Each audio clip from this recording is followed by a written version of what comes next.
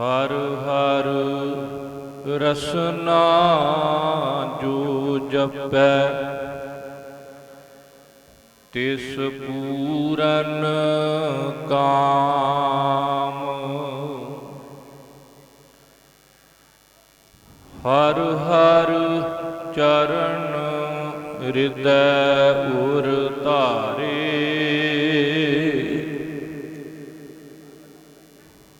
ਸਿਮਰ ਸੁਆਮੀ ਸਤਿਗੁਰ ਆਪਣਾ। ਕਾਰਜ ਸਫਲ ਹਮਾਰੇ,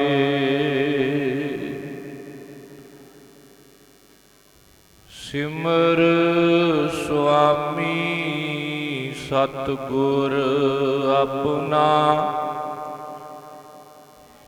ਕਾਰਜ ਸਫਲ ਹਮਾਰੇ। ਪਰਮ ਸਨਮਾਨਯੋਗ ਜੁਗੋ ਜੁਗ ਅਟਲ ਚਵਰ ਛਤਰ ਤਖਤ ਦੇ ਮਾਲਕ, ਦਸਾਂ ਪਾਤਸ਼ਾਹੀਆਂ ਦੀ ਜੋਤ, ਰੱਬੀ ਗਿਆਨ ਦੇ ਸਾਗਰ, ਸਾਹਿਬ ਸਤਿਗੁਰੂ ਸ੍ਰੀ ਗੁਰੂ ਗ੍ਰੰਥ ਸਾਹਿਬ ਪਾਤਸ਼ਾਹ ਜੀ ਦੀ ਪਾਵਨ ਹਜ਼ੂਰੀ ਅੰਦਰ ਸੁਭਾਏਮਾਨ ਗੁਰੂ ਪਿਆਰੀ, ਗੁਰੂ ਸਵਾਰੀ ਸਾਧ ਸੰਗਤ ਜੀਓ। ਸਤਿਗੁਰਾਂ ਨੇ ਮਹਾਨ ਕਿਰਪਾ ਕੀਤੀ ਹੈ। ਗੁਰੂ ਘਰ ਦੇ ਅੰਨ ਸੇਵਕ ਸਰਦਾਰ ਰਘਬੀਰ ਸਿੰਘ ਜੀ, ਜਿਨ੍ਹਾਂ ਵੱਲੋਂ ਆਪਣੀ ਹੋਣਹਾਰ ਸੁਪੁੱਤਰੀ ਬੀਬਾ ਨਵਨੀਤ ਕੌਰ, ਜਿਸ ਦੇ ਧੁਰੋਂ ਲਿਖੇ ਸੰਜੋਗ ਮਾਲਕ ਨੇ ਪ੍ਰਗਟ ਕੀਤੇ ਹਨ, ਆਨੰਦ ਕਾਰਜ ਦੀ ਸਫਲਤਾ ਵਾਸਤੇ ਸਮੁੱਚੇ ਪਰਿਵਾਰ ਸਮੇਤ ਸਾਹਿਬ ਸਤਿਗੁਰੂ ਸ੍ਰੀ ਗੁਰੂ ਗ੍ਰੰਥ ਸਾਹਿਬ ਪਾਤਸ਼ਾਹ ਜੀ ਦੇ ਓਟ ਆਸਰਾ ਲੈ ਕਰਕੇ ਜਿੱਥੇ ਆਪਣੇ ਗ੍ਰਹਿ ਵਿਖੇ ਧੁਰ ਕੀ ਬਾਣੀ ਦੇ ਸ੍ਰੀ ਅਖੰਡ ਪਾਠ ਸਾਹਿਬ ਕਰਵਾਏ ਹਨ, ਉੱਥੇ ਗੁਰੂ ਸੰਗਤ ਦੀ ਜੁਗ ਦੁਆਰਾ ਸਤਿਗੁਰਾਂ ਦੇ ਹਜ਼ੂਰ ਗੁਰਮਤਿ ਸਮਾਗਮ ਕਰਵਾਏ ਜਾ ਰਹੇ ਨੇ। ਦਾਸ ਤੋਂ ਪਹਿਲਾਂ ਗੁਰੂ ਪਿਆਰਿਆਂ ਪਾਸੋਂ ਆਪ ਜੀ ਨੇ ਰੱਬੀ ਬਾਣੀ ਦੇ ਰਸ ਭਿੰਨੇ ਅੰਮ੍ਰਿਤਮਈ ਕੀਰਤਨ ਸਰਵਣ ਕੀਤੇ ਹਨ।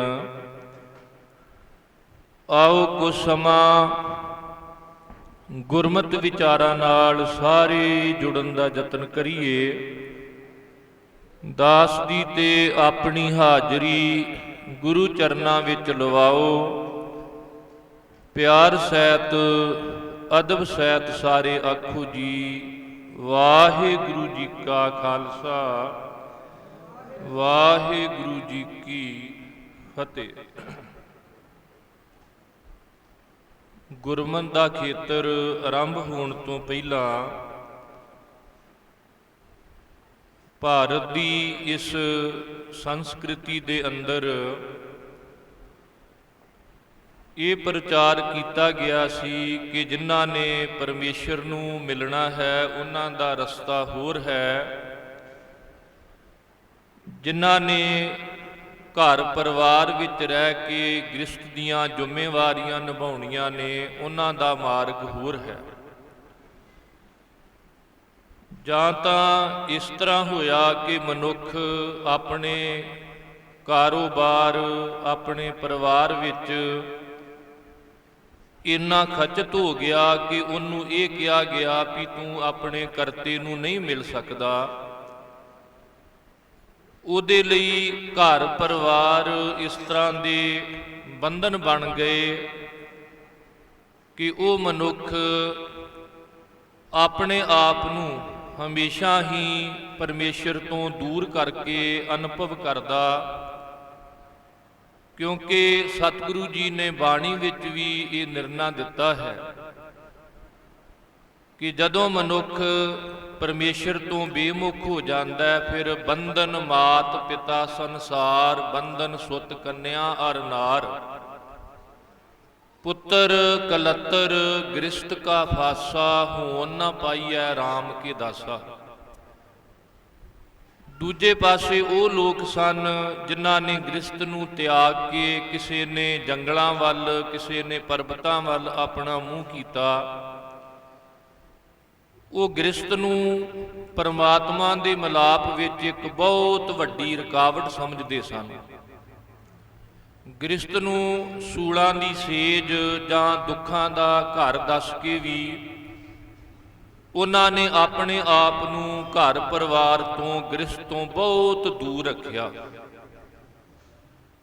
एक वो सन जिहड़े केवल संसारी बन के रह गए, ते दूसरे वो सन जिहड़े निरंकार वाले पासे तुरे पर संसार वाले पासे तो उन्होंने अपने फर्जां नूं नहीं निभाया।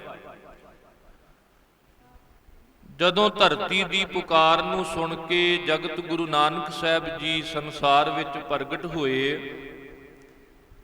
सतगुरु जी ने जिथे मनुखता दे उपर होर अनेकां परोपकार कीते,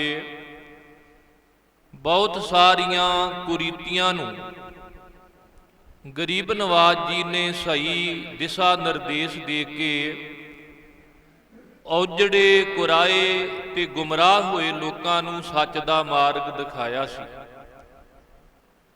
गरीब नवाज जी ने उदाहरण दिती भी ये ठीक है, जिहड़ा मनुख घर दे अंदर है उहदा संबंध बाहर नालों टुट जाता है, जिहड़ा घर तो बाहर है उहदा संबंध घर नालों टुट जाता है। पर जे किते दरवाजे की दहलीज ते खड़ो के वेखीए ते साडा संबंध अंदर नाल भी बनिया रहिंदा है ते बाहर नाल भी बनिया रहिंदा है। गरीब नवाज जी ने ऐसी जुगती, ऐसा ढंग तरीका दसिया कि मनुख किरत करता ही करते नाल जुड़ सकदा है। ये परिवार विच रह के ही निरंकार नूं मिल सकदा है। इत्थे तक कि सतगुरु जी ने परमेश्वर के मिलाप दियां जिन्नियां भी उदाहरणां दित्तियां ने, उन्हां विच्चों एक उदाहरण पति ते पत्नी की भी है। चाहे असीं गुरु की बाणी का पाठ करना होवे, चाहे परमेश्वर नाल अपनी सांझ बनाउणी होवे, सतगुरु जी ने इस रिश्ते की भी उदाहरण दित्ती है।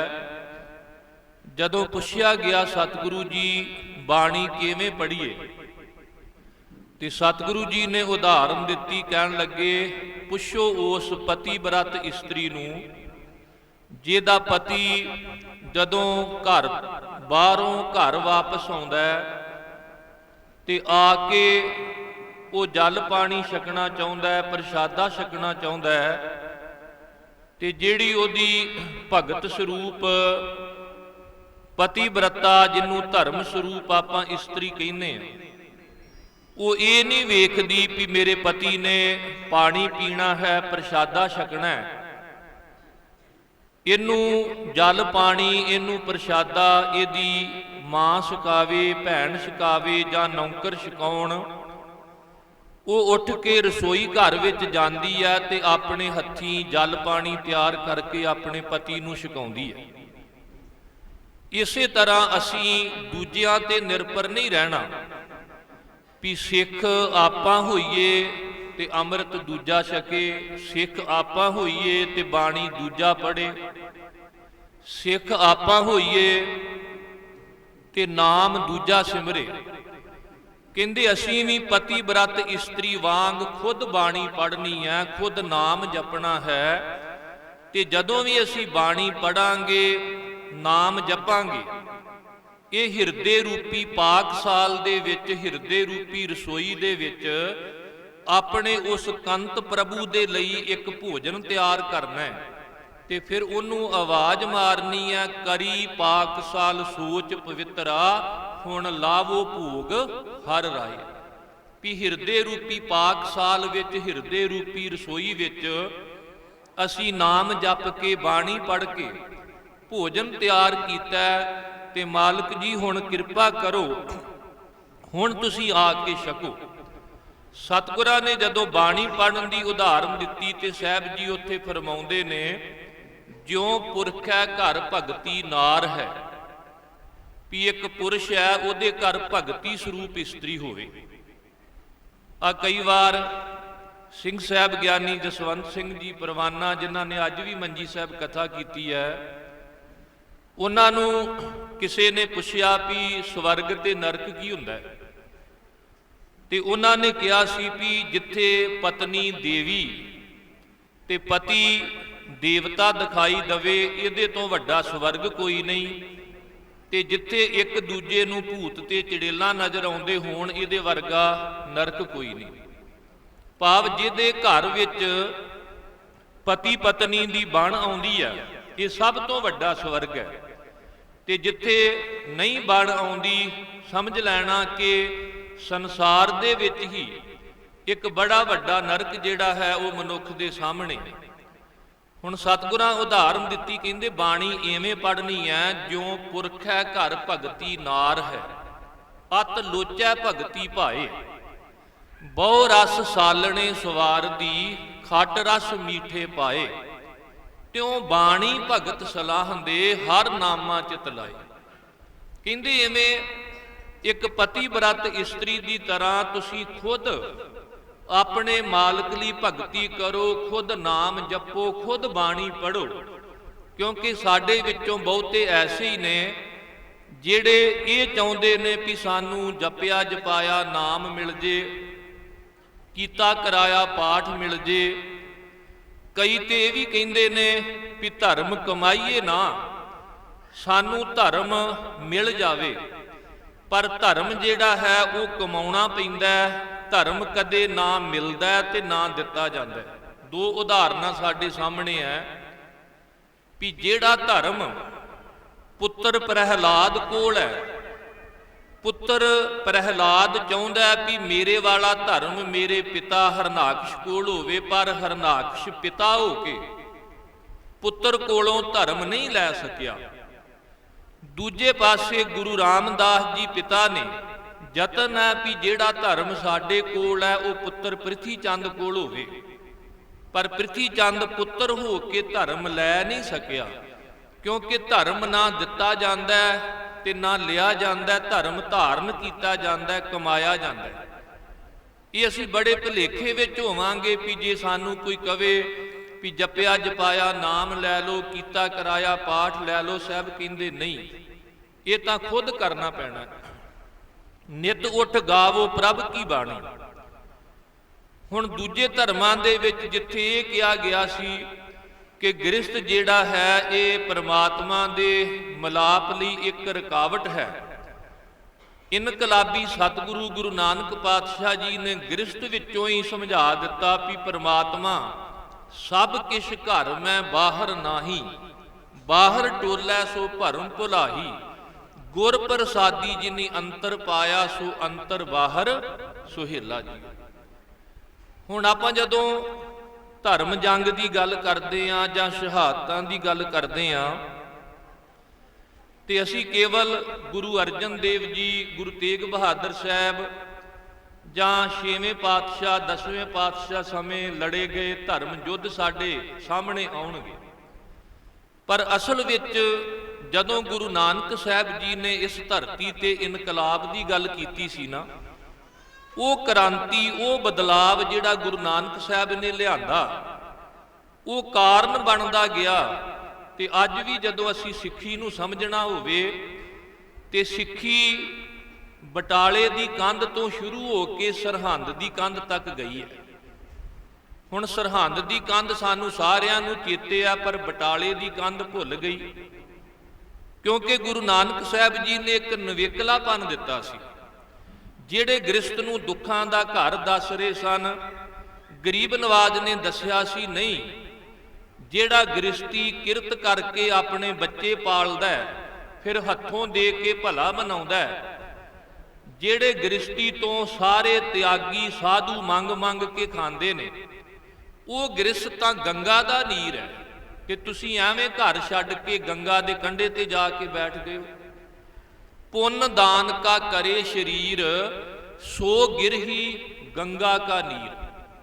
ਕਹਿੰਦੇ ਜਿਹੜਾ ਗ੍ਰਿਸ਼ਟੀ ਹੈ ਜਦੋਂ ਪੁੰਨ ਦਾਨ ਕਰਦਾ, ਸੱਚੀ ਸੁੱਚੀ ਕਿਰਤ ਕਰਦਾ, ਤੇ ਬਹੁਤ ਸਾਰੇ ਤਿਆਗੀ ਉਹਨਾਂ ਦੇ ਘਰਾਂ ਤੋਂ ਮੰਗ ਮੰਗ ਕੇ ਖਾਂਦੇ ਨੇ, ਐਸਾ ਗ੍ਰਿਸ਼ਟੀ ਜਿਹੜਾ ਕਿਰਤ ਵਿਰਤ ਕਰ ਧਰਮ ਦੀ ਹੱਥੋਂ ਦੇ ਕੇ ਭਲਾ ਮਨਾਵੇ, ਉਹ ਗ੍ਰਿਸ਼ਟੀ ਜਿਹੜਾ ਹੈ ਉਹ ਗੰਗਾ ਦਾ ਨੀਰ ਹੈ, ਗੰਗਾ ਦੇ ਜਲ ਨਾਲੋਂ ਵੀ ਪਵਿੱਤਰ ਹੈ। ਤੇ ਦੂਜੇ ਪਾਸੇ ਕਬੀਰ ਗੰਗਾ ਤੀਰ ਜੋ ਘਰ ਕਰੈ, ਪੀਵੈ ਨਿਰਮਲ ਨੀਰ। ਵੀ ਕੋਈ ਘਰ ਛੱਡ ਕੇ ਗੰਗਾ ਦੇ ਕੰਢੇ ਤੇ ਵੀ ਚਲਿਆ ਜਾਵੇ, ਤੇ ਭਗਤ ਕਬੀਰ ਸਾਹਿਬ ਦੇ ਬਚਨ ਨੇ, ਉਹ ਪਰਮਾਤਮਾ ਦੀ ਭਗਤੀ ਤੋਂ ਬਿਨਾਂ, ਪਰਮੇਸ਼ਰ ਦੇ ਨਾਮ ਨੂੰ ਜਪਣ ਤੋਂ ਬਿਨਾਂ ਮੁਕਤ ਨਹੀਂ ਹੋ ਸਕਦਾ। ਇੱਕ ਪਾਸੇ ਗ੍ਰਿਸ਼ਟੀ ਨੂੰ ਗੰਗਾ ਦੇ ਜਲ ਨਾਲੋਂ ਵੀ ਪਵਿੱਤਰ ਦੱਸਿਆ, ਤੇ ਦੂਜੇ ਪਾਸੇ ਕੋਈ ਗੰਗਾ ਦੇ ਕੰਢੇ ਤੇ ਵੀ ਜਾ ਕੇ ਬੈਠਾ ਹੋਵੇ ਪਰ ਉਹਨੇ ਆਪਣੇ ਫਰਜ਼ ਨਹੀਂ ਨਿਭਾਏ, ਉਹਨੇ ਧਰਮ ਦੇ ਸਿਧਾਂਤ ਨੂੰ ਨਹੀਂ ਸਮਝਿਆ। ਸਭ ਕਹਿੰਦੇ ਉਹ ਲੱਖਾਂ ਯਤਨ ਕਰੇ, ਉਹ ਬੰਧਨਾਂ ਤੋਂ ਮੁਕਤ ਨਹੀਂ ਹੋ ਸਕਦਾ, ਕਿਉਂਕਿ ਘਰ ਕੀ ਨਾਰ ਤਿਆਗੈ ਅੰਧਾ, ਪਰ ਨਾਰੀ ਸਿਉ ਘਾਲੈ ਧੰਦਾ। ਗ੍ਰਿਸ਼ਟ ਤਜ ਕੇ ਵੀ ਫਿਰ ਉਹਨਾਂ ਦੇ ਘਰਾਂ ਦੇ ਦਰਵਾਜ਼ਿਆਂ ਅੱਗੇ ਜਾ ਕੇ ਅਲਖ ਨਿਰੰਜਨ ਲੱਖ ਨਿਰੰਜਨ ਕਹਿਣਾ ਮੰਗਣਾ, ਹੋਏ ਅਤੀਤ ਗ੍ਰਿਸ਼ਟ ਤਜ, ਫਿਰ ਉਨਹੂ ਕੇ ਕਰ ਮੰਗਣ ਜਾਈ।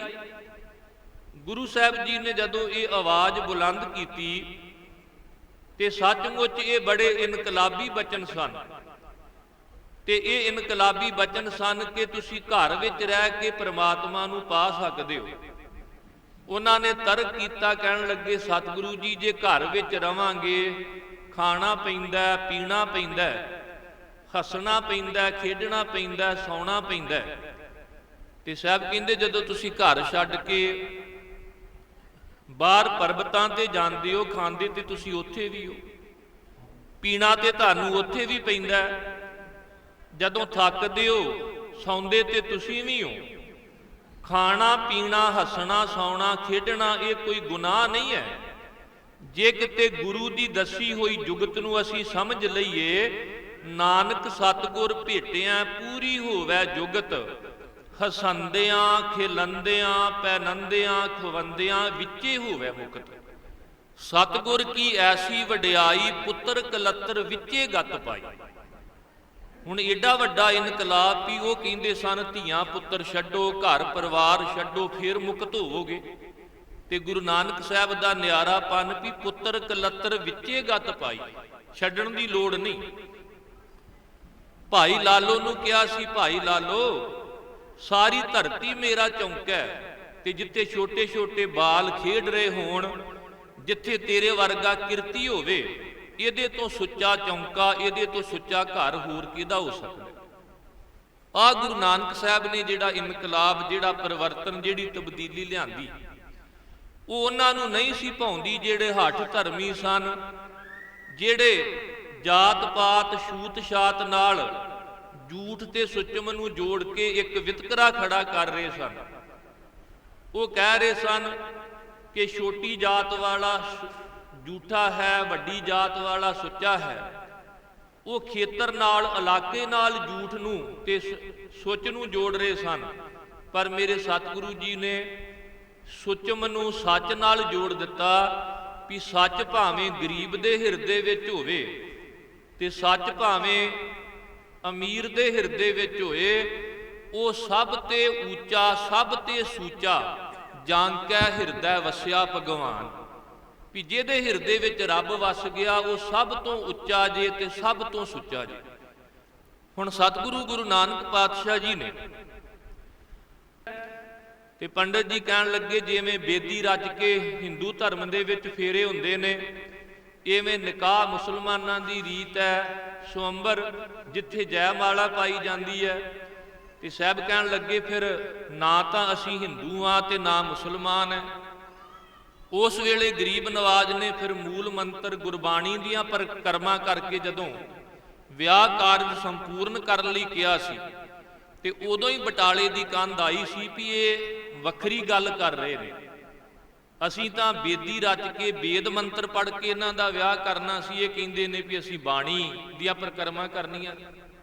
ਆ ਜਿਹੜੀ ਕਿਰਪਾ ਸਾਡੇ ਤੇ ਗੁਰੂ ਰਾਮਦਾਸ ਜੀ ਨੇ ਕੀਤੀ ਹੈ ਨਾ, ਲਾਵਾਂ ਦਾ ਪਾਠ ਉਚਾਰਨ ਕਰਕੇ ਪੱਕੀ ਮੋਹਰ ਲਾ ਦਿੱਤੀ ਹੈ ਵੀ ਸਿੱਖ ਹਿੰਦੂ ਨਹੀਂ, ਸਿੱਖ ਧਰਮ ਇੱਕ ਵੱਖਰੀ ਕੌਮ ਹੈ। ਤੇ ਸਤਿਗੁਰੂ ਜੀ ਦੀ ਬੜੀ ਵੱਡੀ ਬਖਸ਼ਿਸ਼ ਹੈ ਕਿ ਸਿੱਖ ਬੱਚੇ ਬੱਚੀਆਂ ਦੇ ਆਨੰਦ ਕਾਰਜ ਜਦੋਂ ਲਾਵਾਂ ਦਾ ਪਾਠ ਪੜ੍ਹ ਕੇ ਸੰਪੂਰਨ ਹੁੰਦੇ ਨੇ, ਤੇ ਜਿਹਦਾ ਇਹ ਭਾਵ ਸੀ ਕਿ 4 ਲਾਵਾਂ ਪੜ੍ਹੀਆਂ ਗਈਆਂ ਤੇ ਸਾਡੀ ਧੀ ਨੂੰ ਇਹ ਅਥਾਰਟੀ ਪ੍ਰਾਪਤ ਹੋ ਗਈ ਕਿ ਉਹ ਅੱਜ ਤੋਂ ਬਾਅਦ ਕੰਤ ਵਾਲੀ ਹੋ ਗਈ ਹੈ, ਉਹ ਅੱਜ ਤੋਂ ਬਾਅਦ ਵਿਆਹੀ ਗਈ ਹੈ, ਪਰਨਾਈ ਗਈ ਹੈ। ਉਹਦਾ ਸੁਹਾਗਣਾ ਵਾਲਾ ਵੇਸ ਸਾਡੇ ਸਮਾਜ ਨੇ ਪ੍ਰਵਾਨ ਕਰ ਲਿਆ। ਤੇ ਸੱਚੀ ਮੁੱਚੀ ਜਦੋਂ ਲਾਵਾਂ ਦਾ ਪਾਠ ਸਾਡੀ ਆਤਮਾ ਸਮਝ ਲਵੇਗੀ, ਜਨ ਨਾਨਕ ਬੋਲੇ ਚੌਥੀ ਲਾਵੈ ਹਰ ਪਾਇਆ ਪ੍ਰਭ ਅਬਨਾਸੀ, ਤੇ ਸਾਡੀ ਆਤਮਾ ਨੂੰ ਵੀ ਕੰਤ ਮਿਲ ਜਾਵੇਗਾ। ਉਹ ਕੰਤ ਬਿਨਵੰਤ ਨਾਨਕ ਕੰਤ ਮਿਲਿਆ ਲੋੜ ਤੇ ਹਮ ਜੈਸਾ, ਅਕਾਲ ਮੂਰਤ ਵਰ ਪਾਇਆ ਅਬਨਾਸੀ, ਨਾ ਕਦੇ ਮਰੇ ਨਾ ਜਾਇਆ। ਸਾਡੀ ਆਤਮਾ ਸਦਾ ਲਈ ਸੁਹਾਗਣ ਬਣ ਜਾਂਦੀ ਹੈ ਜਦੋਂ ਪਰਮਾਤਮਾ ਰੂਪੀ ਕੰਤ ਜਿਹੜਾ ਨਾ ਉਹ ਮਿਲ ਪੈਂਦਾ ਹੈ। ਤੇ ਸਤਿਗੁਰਾਂ ਨੇ ਬਾਣੀ ਵਿੱਚ ਉਦਾਹਰਨਾਂ ਵੀ ਦਿੱਤੀਆਂ ਨੇ।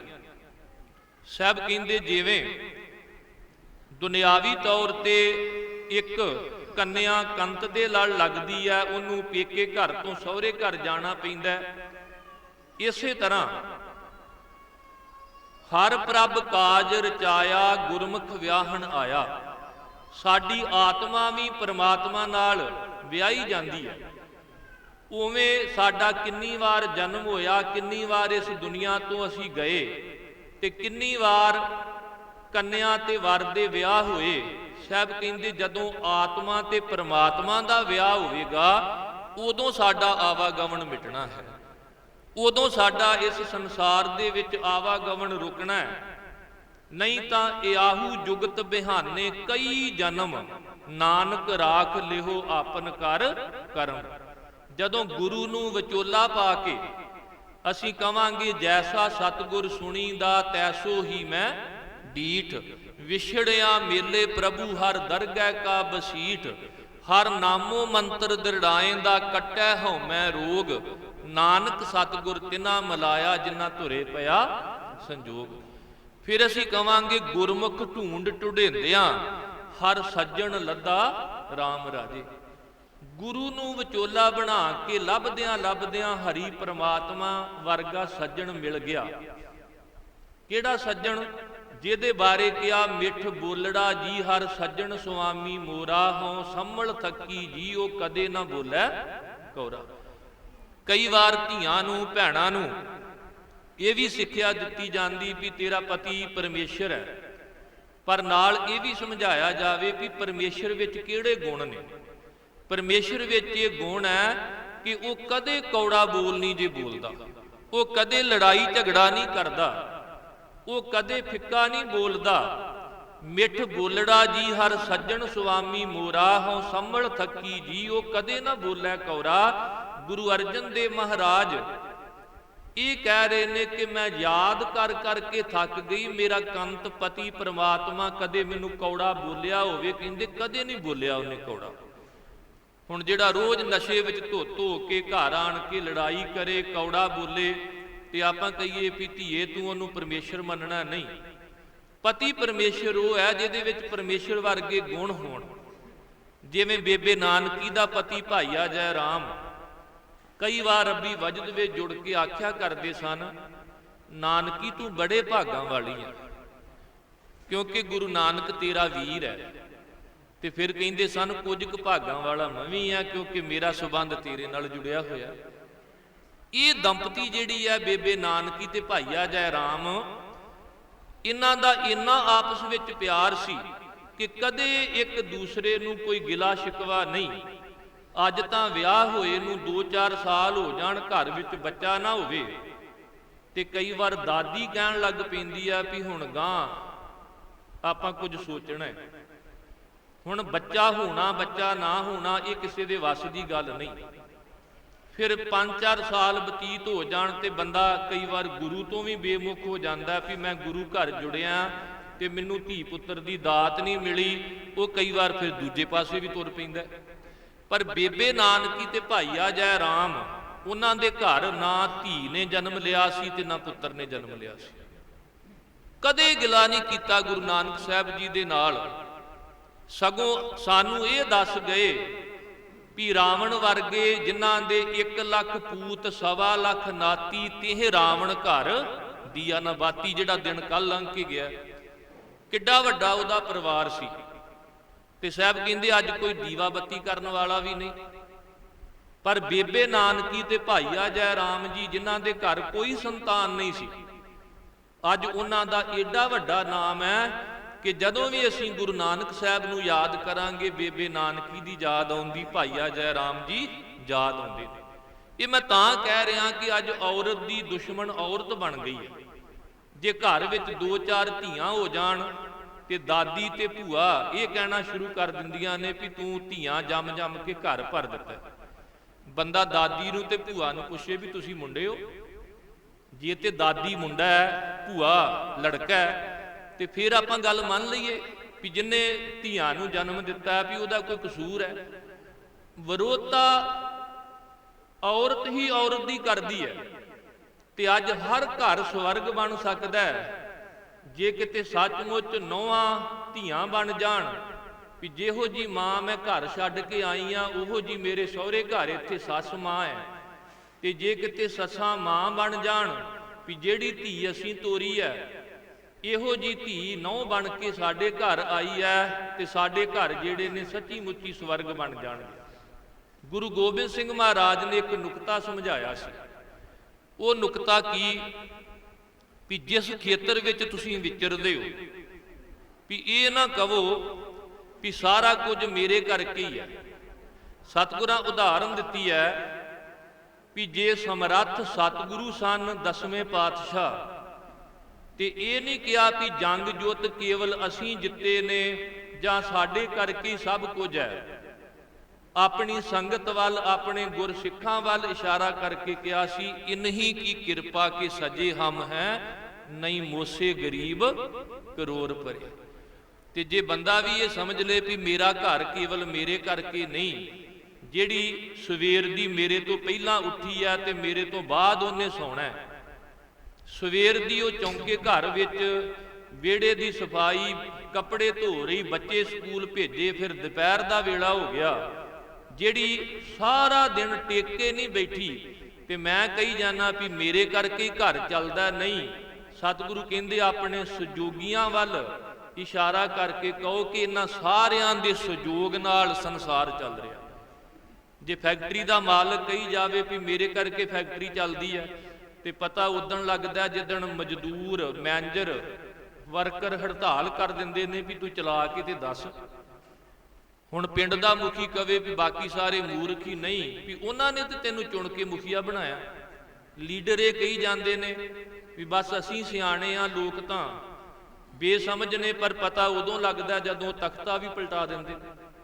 ਹੁਣ ਸਤਿਗੁਰੂ ਜੀ ਨੇ ਗੱਲ ਸਮਝਾਈ ਹੈ ਕਿ ਜਦੋਂ ਅਸੀਂ ਆਪਣੇ ਸਹਿਯੋਗੀਆਂ ਨੂੰ ਮਾਣ ਦੇਵਾਂਗੇ। ਹੁਣ ਜੇ ਪੁਰਸ਼ ਬਾਹਰ ਖੇਤਾਂ ਵਿੱਚ ਬਹਾਦਰ ਹੈ ਤੇ ਉਹਨੂੰ ਕਹੋ ਵੀ ਰਸੋਈ ਘਰ ਬਹਾਦਰ ਬਣ ਕੇ ਦੱਸ, ਉੱਥੇ ਤਾਂ ਪਤਨੀ ਬਹਾਦਰ ਬਣ ਸਕਦੀ ਹੈ ਨਾ। ਤੇ ਫਿਰ ਆਪਾਂ ਕਿਵੇਂ ਕਵਾਂਗੇ ਵੀ ਘਰ ਕੇਵਲ ਪੁਰਸ਼ ਚਲਾ ਰਿਹਾ? ਬਸ ਜਦੋਂ ਆਹ ਨੁਕਤਾ ਆਪਾਂ ਸਮਝ ਲਿਆ। ਹੁਣ ਵਿਆਹ ਤਾਂ ਆਪਾਂ ਸਾਰੇ ਜਾਣਦੇ ਹਾਂ, ਪਰ ਵਿਆਹ ਤੋਂ ਬਾਅਦ ਨਿਰਵਾਹ ਕਿਵੇਂ ਕਰਨਾ ਹੈ ਇਹਨੂੰ ਆਪਾਂ ਨਹੀਂ ਸਮਝ ਸਕੇ। ਆਪਾਂ ਲੜਕੀ ਨੂੰ ਸਿੱਖਿਆ ਦਿੱਤੀ ਵੀ ਤੂੰ ਸ਼ੁਭ ਗੁਣ ਸਿੱਖ, ਤੂੰ ਕੋਈ ਸਿਲਾਈ ਕਢਾਈ ਸਿੱਖ, ਤੂੰ ਕੋਈ ਚੱਜ ਅਚਾਰ ਸਿੱਖ, ਵੀ ਜਿਹਦੇ ਤੂੰ ਲੜ ਲੱਗਣਾ ਉਹਦੇ ਘਰ ਜਾ ਕੇ ਤੇਰਾ ਸਤਿਕਾਰ ਹੋ ਸਕੇ, ਤੇਰਾ ਵਸੇਬਾ ਹੋ ਸਕੇ। ਪਰ ਆਪਾਂ ਪੁੱਤਰ ਨੂੰ, ਲੜਕੇ ਨੂੰ ਕਦੇ ਨਹੀਂ ਸਿੱਖਿਆ ਦਿੰਦੇ ਵੀ ਜਿੰਨੇ ਤੇਰੇ ਲੜ ਲੱਗ ਕੇ ਜਿਸ ਘਰ ਵਿੱਚ ਉਹਦਾ ਜਨਮ ਹੋਇਆ, ਜਿੱਥੇ ਉਹਦਾ ਬਚਪਨ ਬਤੀਤ ਹੋਇਆ, ਉਹਨੇ ਭੈਣ ਭਰਾ ਆਪਣਾ ਪਰਿਵਾਰ ਛੱਡ ਕੇ ਤੇਰੇ ਘਰ ਆ ਜਾਣਾ ਪੱਕੇ ਤੌਰ ਤੇ। ਤੇ ਤੂੰ ਵੀ ਕੋਈ ਅਕਲ ਸਿੱਖ, ਤੂੰ ਵੀ ਕੋਈ ਚੱਜ ਸਿੱਖ ਵੀ ਜਿਹੜੀ ਤੇਰੇ ਲੜ ਲੱਗਣ ਵਾਲੀ ਆ ਉਹ ਤੇਰੇ ਘਰ ਆ ਕੇ ਸੁੱਖ ਪ੍ਰਾਪਤ ਕਰ ਸਕੇ। ਜੀ ਆਹ ਗੱਲਾਂ ਆਪਾਂ ਸਮਝਾ ਲਵਾਂਗੇ ਆਪਣੇ ਬੱਚਿਆਂ ਨੂੰ ਵੀ ਵੀ ਵੇਖ, ਉਹਨੇ ਜਿਸ ਦਿਨ ਤੋਂ ਤੇਰਾ ਪੱਲਾ ਪਕੜ ਲਿਆ, ਉਹਨੇ ਨਹੀਂ ਫਿਰ ਘਰ ਪਰਿਵਾਰ ਨਾਲ ਮੋਹ ਕਰਨਾ।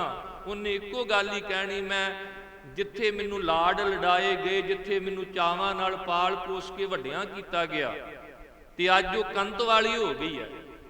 ਹੁਣ ਗਰੀਬ ਨਵਾਜ ਨੇ ਜਦੋਂ ਇਹ ਸਿੱਖਿਆ ਦਿੱਤੀ ਕਿ ਗ੍ਰਸਤ ਮਾਰਗ ਵਿੱਚ ਰਹਿ ਕੇ ਅਸੀਂ ਭਗਤੀ ਕਰਦੇ ਹਾਂ, ਆਪਣੇ ਮਾਲਕ ਨੂੰ ਮਿਲ ਸਕਦੇ ਹਾਂ, ਤੇ ਸੱਚਮੁੱਚ ਤੀਸਰੇ ਗੁਰਦੇਵ ਬਾਬਾ ਅਮਰਦਾਸ ਜੀ ਦੇ ਰੂਪ ਵਿੱਚ ਜਦੋਂ ਗੰਗਾ ਦਾ ਇਸ਼ਨਾਨ ਕਰਨ ਵਾਸਤੇ ਜਾਇਆ ਕਰਦੇ ਸਨ, ਨਾ ਅੰਦਰ ਟਿਕਦਾ ਸੀ, ਨਾ ਮਨ ਪਵਿੱਤਰ ਹੁੰਦਾ ਸੀ। ਪਰ ਜਦੋਂ ਗੁਰੂ ਅੰਗਦ ਦੇਵ ਜੀ ਦੀ ਹੋਣਹਾਰ ਸੁਪੁੱਤਰੀ ਬੀਬੀ ਅਮਰੋ, ਜਿਹੜੀ ਗੁਰੂ ਅੰਗਦ ਦੇਵ ਜੀ ਦੇ ਭਤੀਜੇ ਨਾਲ ਵਿਆਹੀ ਹੋਈ ਸੀ, ਅੰਮ੍ਰਿਤ ਵੇਲੇ ਉੱਠ ਕੇ ਦੁੱਧ ਰਿੜਕਣ ਲੱਗੀ, ਨਾਲ ਨਾਲ ਜਿਹੜੇ ਬਾਣੀ ਦੇ ਸ਼ਬਦ ਕੰਠ ਸਨ ਉਹ ਗਾਇਨ ਕਰਨੇ ਸ਼ੁਰੂ ਕਰ ਦਿੱਤੇ।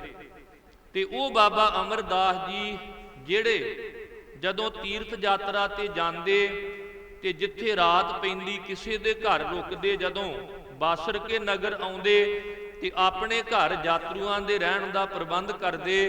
ਤੇ ਜਦੋਂ ਸੇਵਾ ਕਰਦਿਆਂ ਇੱਕ ਬ੍ਰਹਮਚਾਰੀ ਨੇ ਪੁੱਛ ਹੀ ਲਿਆ, ਬਾਬਾ ਅਮਰਦਾਸ ਤੂੰ ਤੀਰਥ ਯਾਤਰਾ ਵੀ ਕਰਦਾ ਹੈ, ਆਏ ਗਏ ਦੀ ਸੇਵਾ ਵੀ ਕਰਦਾ ਹੈ, ਰੱਬ ਦੇ ਘਰ ਦੀਆਂ ਗੱਲਾਂ ਵੀ ਕਰਦਾ ਹੈ, ਪਰ ਇਹ ਦੱਸ ਵੀ ਤੇਰਾ ਗੁਰੂ ਕੌਣ ਹੈ?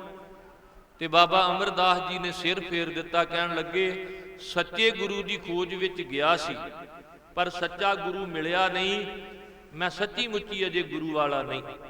ਉਹ ਬ੍ਰਹਮਚਾਰੀ ਇੰਨਾ ਕਲਪਿਆ, ਕਹਿਣ ਲੱਗਾ, ਮਾਲਕਾ ਮੈਨੂੰ ਬਖਸ਼ ਲਈ, ਮੈਂ ਉਹਦੇ ਘਰ ਦਾ ਜਲ ਪਾਣੀ ਛਕਿਆ, ਉਹਦੇ ਘਰ ਰਾਤ ਕੱਟੀ ਹੈ, ਜਿਹੜਾ ਤੇਰੇ ਘਰ ਦੀਆਂ ਗੱਲਾਂ ਤੇ ਕਰਦਾ, ਆਏ ਗਏ ਦੀ ਸੇਵਾ ਤੇ ਕਰਦਾ, ਪਰ ਹੈ ਅਜੇ ਤੱਕ ਨਗੁਰਾ।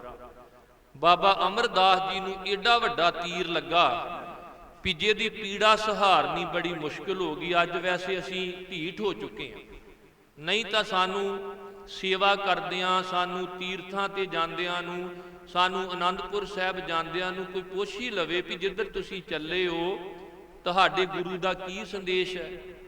ਤੇ ਹੁਣ ਜਿਹੜੇ ਅਨੰਦਪੁਰ ਸਾਹਿਬ ਨੂੰ ਜਾਣ ਵਾਲੇ ਬੇਅਮਰਤੀਏ ਹੋਣ, ਘੋਣ ਮੋਹਨ ਹੋਣ, ਉਹਨਾਂ ਕੋਲ ਕੋਈ ਜਵਾਬ ਹੈ? ਤੇ ਜੇ ਉਹਨਾਂ ਨੂੰ ਕੋਈ ਪੁੱਛੇ ਵੀ ਤੁਹਾਡੇ ਗੁਰੂ ਦੀ ਤੇ ਆਹ ਸਿੱਖਿਆ ਤੇ ਤੁਸੀਂ ਆਪਣੇ ਗੁਰੂ ਦੀ ਸਿੱਖਿਆ ਨੂੰ ਧਾਰਨ ਨਹੀਂ ਕੀਤਾ, ਤੇ ਕੀ ਤੁਸੀਂ ਮੁਕਤ ਹੋਵੋਗੇ? ਹੁਣ ਮੰਨ ਲਵੋ ਵੀ ਸਿੱਖ ਨੂੰ ਕਿਸੇ ਕਬਰ ਤੇ ਹਰੀ ਚਾਦਰ ਪਾਉਂਦਿਆਂ ਵੇਖ ਕੇ ਕੋਈ ਕਹਿ ਦੇ ਵੀ ਤੂੰ ਮੁਸਲਮਾਨ ਹੈ, ਤੇ ਇਹ ਲੜ ਪਵੇਗਾ ਵੀ ਤੈਨੂੰ ਮੈਂ ਮੁਸਲਮਾਨ ਦਿਸਦਾ। ਉਹ ਆਖੇਗਾ ਵੀ ਫਿਰ ਸਿੱਖ ਵਾਲੇ ਕੰਮ ਤੇ ਹੈ ਨਹੀਂ। ਤੇ ਜਦੋਂ ਸਾਡੇ ਘਰਾਂ ਵਿੱਚ ਕਰਮ ਹਿੰਦੂ ਮਰਿਆਦਾ ਵਾਲੇ ਹੁੰਦੇ ਨੇ, ਤੇ ਸਾਨੂੰ ਕੋਈ ਕਵੇ ਵੀ ਤੁਸੀਂ ਹਿੰਦੂ ਹੋ, ਤੇ ਆਪਾਂ ਉਹਦੇ ਗਲ ਪਵਾਂਗੇ ਵੀ ਆਪਾਂ ਤੈਨੂੰ ਹਿੰਦੂ ਦਿਸਦੇ ਹਾਂ। ਹੁਣ ਸਿੱਖ ਆਪਾਂ ਰਹੇ ਨਹੀਂ, ਹਿੰਦੂ ਮੁਸਲਮਾਨ ਆਪਾਂ ਬਣੇ ਨਹੀਂ, ਤੇ ਕਦੇ ਇਕੱਲੇ ਬਹਿ ਕੇ ਸੋਚਿਓ ਵੀ ਸਾਡਾ ਕਲਿਆਣ ਹੋਵੇਗਾ ਕਿਵੇਂ, ਅਸੀਂ ਕਿਵੇਂ ਮੁਕਤ ਹੋਵਾਂਗੇ, ਅਸੀਂ ਕਿਹੜਾ ਰਾਹ ਅਖਤਿਆਰ ਕੀਤਾ ਵੀ ਸਿੱਖ ਤੇ ਆਪਾਂ ਰਹੇ ਨਹੀਂ। ਹਾਂ, ਜੇ ਕਿਸੇ ਦੇ ਮਨ ਵਿੱਚ ਚਾਹ ਹੈ, ਉਹ ਅਰਦਾਸ ਕਰੇ ਵੀ ਮਾਲਕ ਜੀ ਅਗਲਾ ਜਨਮ ਮੁਸਲਮਾਨਾਂ ਦੇ ਘਰ ਦੇ ਦਿਓ, ਫਿਰ ਜਿੰਨੀਆਂ ਮਰਜ਼ੀ ਕਬਰਾਂ ਪੂਜੀ ਜਾਵਾਂਗੇ। ਅਗਲਾ ਜਨਮ ਹਿੰਦੂਆਂ ਦੇ ਘਰ ਦੇ ਦਿਓ, ਹਿੰਦੂ ਰੀਤੀ ਵਾਲੇ ਕਾਰਜ ਕਰੀ ਜਾਵਾਂਗੇ। ਹੁਣ ਜੇ ਸਿੱਖਾਂ ਦੇ ਘਰ ਜਨਮ ਹੋਇਆ ਤੇ ਫਿਰ ਸਾਨੂੰ ਸਿੱਖਾਂ ਵਾਲੇ ਕਰਮ ਕਰਨੇ ਚਾਹੀਦੇ ਨੇ ਤਾਂ ਕਿ ਸਾਡਾ ਪਾਰ ਉਤਾਰਾ ਹੋ ਸਕੇ। ਬਾਬਾ ਅਮਰਦਾਸ ਜੀ ਨੇ ਸਾਰੀ ਰਾਤ ਤੜਫਦਿਆਂ ਬਤੀਤ ਕੀਤੀ, ਨਾ ਕੁਝ ਖਾਧਾ, ਨਾ ਚੰਗੀ ਤਰ੍ਹਾਂ ਆਰਾਮ ਕੀਤਾ। ਤੇ ਜਦੋਂ ਅੰਮ੍ਰਿਤ ਵੇਲੇ ਕੰਨਾਂ ਵਿੱਚ ਆਵਾਜ਼ ਪਈ, ਬੀਬੀ ਅਮਰੋ ਭਤੀਜੋ ਨੌ ਗੁਰੂ ਅੰਗਦ ਦੇਵ ਜੀ ਦੀ ਹੋਣਹਾਰ ਸੁਪੁੱਤਰੀ, ਤੇ ਜਦੋਂ ਬਾਣੀ ਪੜ੍ਹ ਰਹੇ ਸਨ ਤੇ ਗਰੀਬ ਨਵਾਜ ਦੇ ਕੰਨਾਂ ਵਿੱਚ ਬਾਣੀ ਦੀ ਆਵਾਜ਼ ਪਈ, ਮਾਰੂ ਮਹੱਲਾ ਪਹਿਲਾ, ਕਰਨੀ ਕਾਗਦ ਮਨ ਮਸਵਾਣੀ, ਬੁਰਾ ਭਲਾ ਦੋਇ ਲੇਖ ਪਏ, ਜਿਉਂ ਜਿਉਂ ਕਿਰਤ ਚਲਾਏ ਤਿਉ ਚੱਲੀਐ, ਤਉ ਗੁਣ ਨਾਹੀ ਅੰਤ ਹਰੇ। ਚਿਤ ਚੇਤਸ ਕੀ ਨਹੀਂ ਬਾਵਰਿਆ, ਹਰ ਬਿਸਰ ਤੇਰੇ ਗੁਣ ਗਲਿਆ ਰਹਾਉ। ਜਾਲੀ ਰੈਨ ਜਾਲ ਦਿਨ ਹੂਆ, ਜੇਤੀ ਘੜੀ ਫਾਹੀ ਤੇਤੀ, ਰਸ ਰਸ ਚੋਗ ਚੁਗੈ ਨਿਤ ਫਾਸੈ, ਛੂਟ ਸਮੂੜੇ ਕਵਨ ਗੁਨੀ। ਕਾਇਆ ਆਰਨ ਮਨ ਵਿੱਚ ਲੋਹਾ, ਪੰਚ ਅਗਨ ਤਿਤ ਲਾਗ ਰਹੀ, ਕੋਇਲੇ ਪਾਪ ਪੜੇ ਤੇ ਸੂਪਰ, ਮਨ ਜਲਿਆ ਸੰਨੀ ਚਿੰਤ ਭਈ। ਇੱਥੇ ਤੱਕ ਬਾਬਾ ਅਮਰਦਾਸ ਜੀ ਨੇ ਜਦੋਂ ਸੁਣਿਆ ਤੇ ਕਹਿਣ ਲੱਗੇ, ਬੱਚੀਏ ਰਿਸ਼ਤੇ ਵਿੱਚੋਂ ਲੱਗਦੀ ਤੇ ਤੂੰ ਨਹੁੰ ਹੈ, ਪਰ ਆ ਜੋ ਤੂੰ ਗਾ ਰਹੀ ਆ ਨਾ, ਇਹ ਤਾਂ ਮੇਰੇ ਨਾਲ ਸਾਰੀ ਰਾਤ ਵਾਪਰਿਆ। ਪਰ ਜ਼ਖਮ ਤਾਂ ਸਾਰੇ ਦਿੰਦੇ ਨੇ, ਸੱਟਾਂ ਤਾਂ ਸਾਰੇ ਲਾਉਂਦੇ ਨੇ, ਪਰ ਇਲਾਜ ਕੋਈ ਨਹੀਂ ਦੱਸਦਾ। ਜੋ ਤੂੰ ਗਾ ਰਹੀ ਆ ਇਹਦੇ ਵਿੱਚ ਜ਼ਖਮ ਦੀ ਗੱਲ ਤੇ ਹੈ, ਪੀੜਾ ਦੀ ਗੱਲ ਤੇ ਹੈ, ਪਰ ਕੀ ਇਹਦੇ ਵਿੱਚ ਇਲਾਜ ਦੱਸਿਆ? ਤੇ ਬੀਬੀ ਅਮਰੋ ਜੀ ਨੇ ਫਿਰ ਅਖੀਰਲੀਆਂ ਤੁਕਾਂ ਪੜੀਆਂ ਸਨ। ਭਇਆ ਮਨੂਰ ਕੰਚਨ ਫਿਰ ਹੋਵੈ, ਜੇ ਗੁਰ ਮਿਲੈ ਤਨੇਹਾ, ਏਕ ਨਾਮ ਅੰਮ੍ਰਿਤ ਉਹ ਦੇਵੈ, ਤੋ ਨਾਨਕ ਤ੍ਰਿਸ਼ਟਸ ਦੇਹਾ। ਜਿਹਦਾ ਮਤਲਬ ਸੀ ਵੀ ਮਨੁੱਖ ਦਾ ਜੀਵਨ ਸੜੇ ਗਲੇ ਮਨੂਰੇ ਜੰਗ ਲੱਗੇ ਲੋਹੇ ਵਰਗਾ ਵੀ ਹੋਵੇ, ਤੇ ਜੇ ਕਿਤੇ ਗੁਰੂ ਮਿਲ ਜਾਵੇ ਇਹਨੂੰ ਤੇ ਸੱਚੀ ਮੁੱਚੀ ਉਹ ਆਤਮਿਕ ਜੀਵਨ ਦੀ ਦਾਤ ਦੇ ਦਵੇ, ਤੇ ਇਹਦਾ ਗਲਿਆ ਸੜਿਆ ਮਨੂਰਿਆ ਲੋਹੇ ਵਰਗਾ ਮਨ ਵੀ ਕੰਚਨ ਵਰਗਾ ਸ਼ੁੱਧ ਹੋ ਜਾਂਦਾ। ਉਸੇ ਵੇਲੇ ਬਾਬਾ ਅਮਰਦਾਸ ਜੀ ਕਹਿਣ ਲੱਗੇ, ਬੱਚੀਏ ਜਿਸ ਗੁਰੂ ਦੀ ਤੂੰ ਬਾਣੀ ਗਾ ਰਹੀ ਆ ਮੈਨੂੰ ਲੈ ਚੱਲ। ਕਹਿਣ ਲੱਗੇ ਤੁਸੀਂ ਗਏ ਹੋ, ਕਹਿੰਦੇ ਕੁੜਮ ਬਣ ਕੇ। ਕਹਿਣ ਲੱਗੇ ਹੁਣ ਕੁੜਮ ਬਣ ਕੇ ਨਹੀਂ, ਹੁਣ ਸਿੱਖ ਬਣ ਕੇ ਜਾਣਾ ਚਾਹੁੰਦਾ। ਆਪਾਂ ਕਵਾਂਗੇ ਵੀ ਕੀ ਜਦੋਂ ਕੁੜਮ ਬਣ ਕੇ ਗਏ ਸਨ ਉਦੋਂ ਨਹੀਂ ਗੁਰੂ ਨੂੰ ਮਿਲੇ ਹੋਣਗੇ?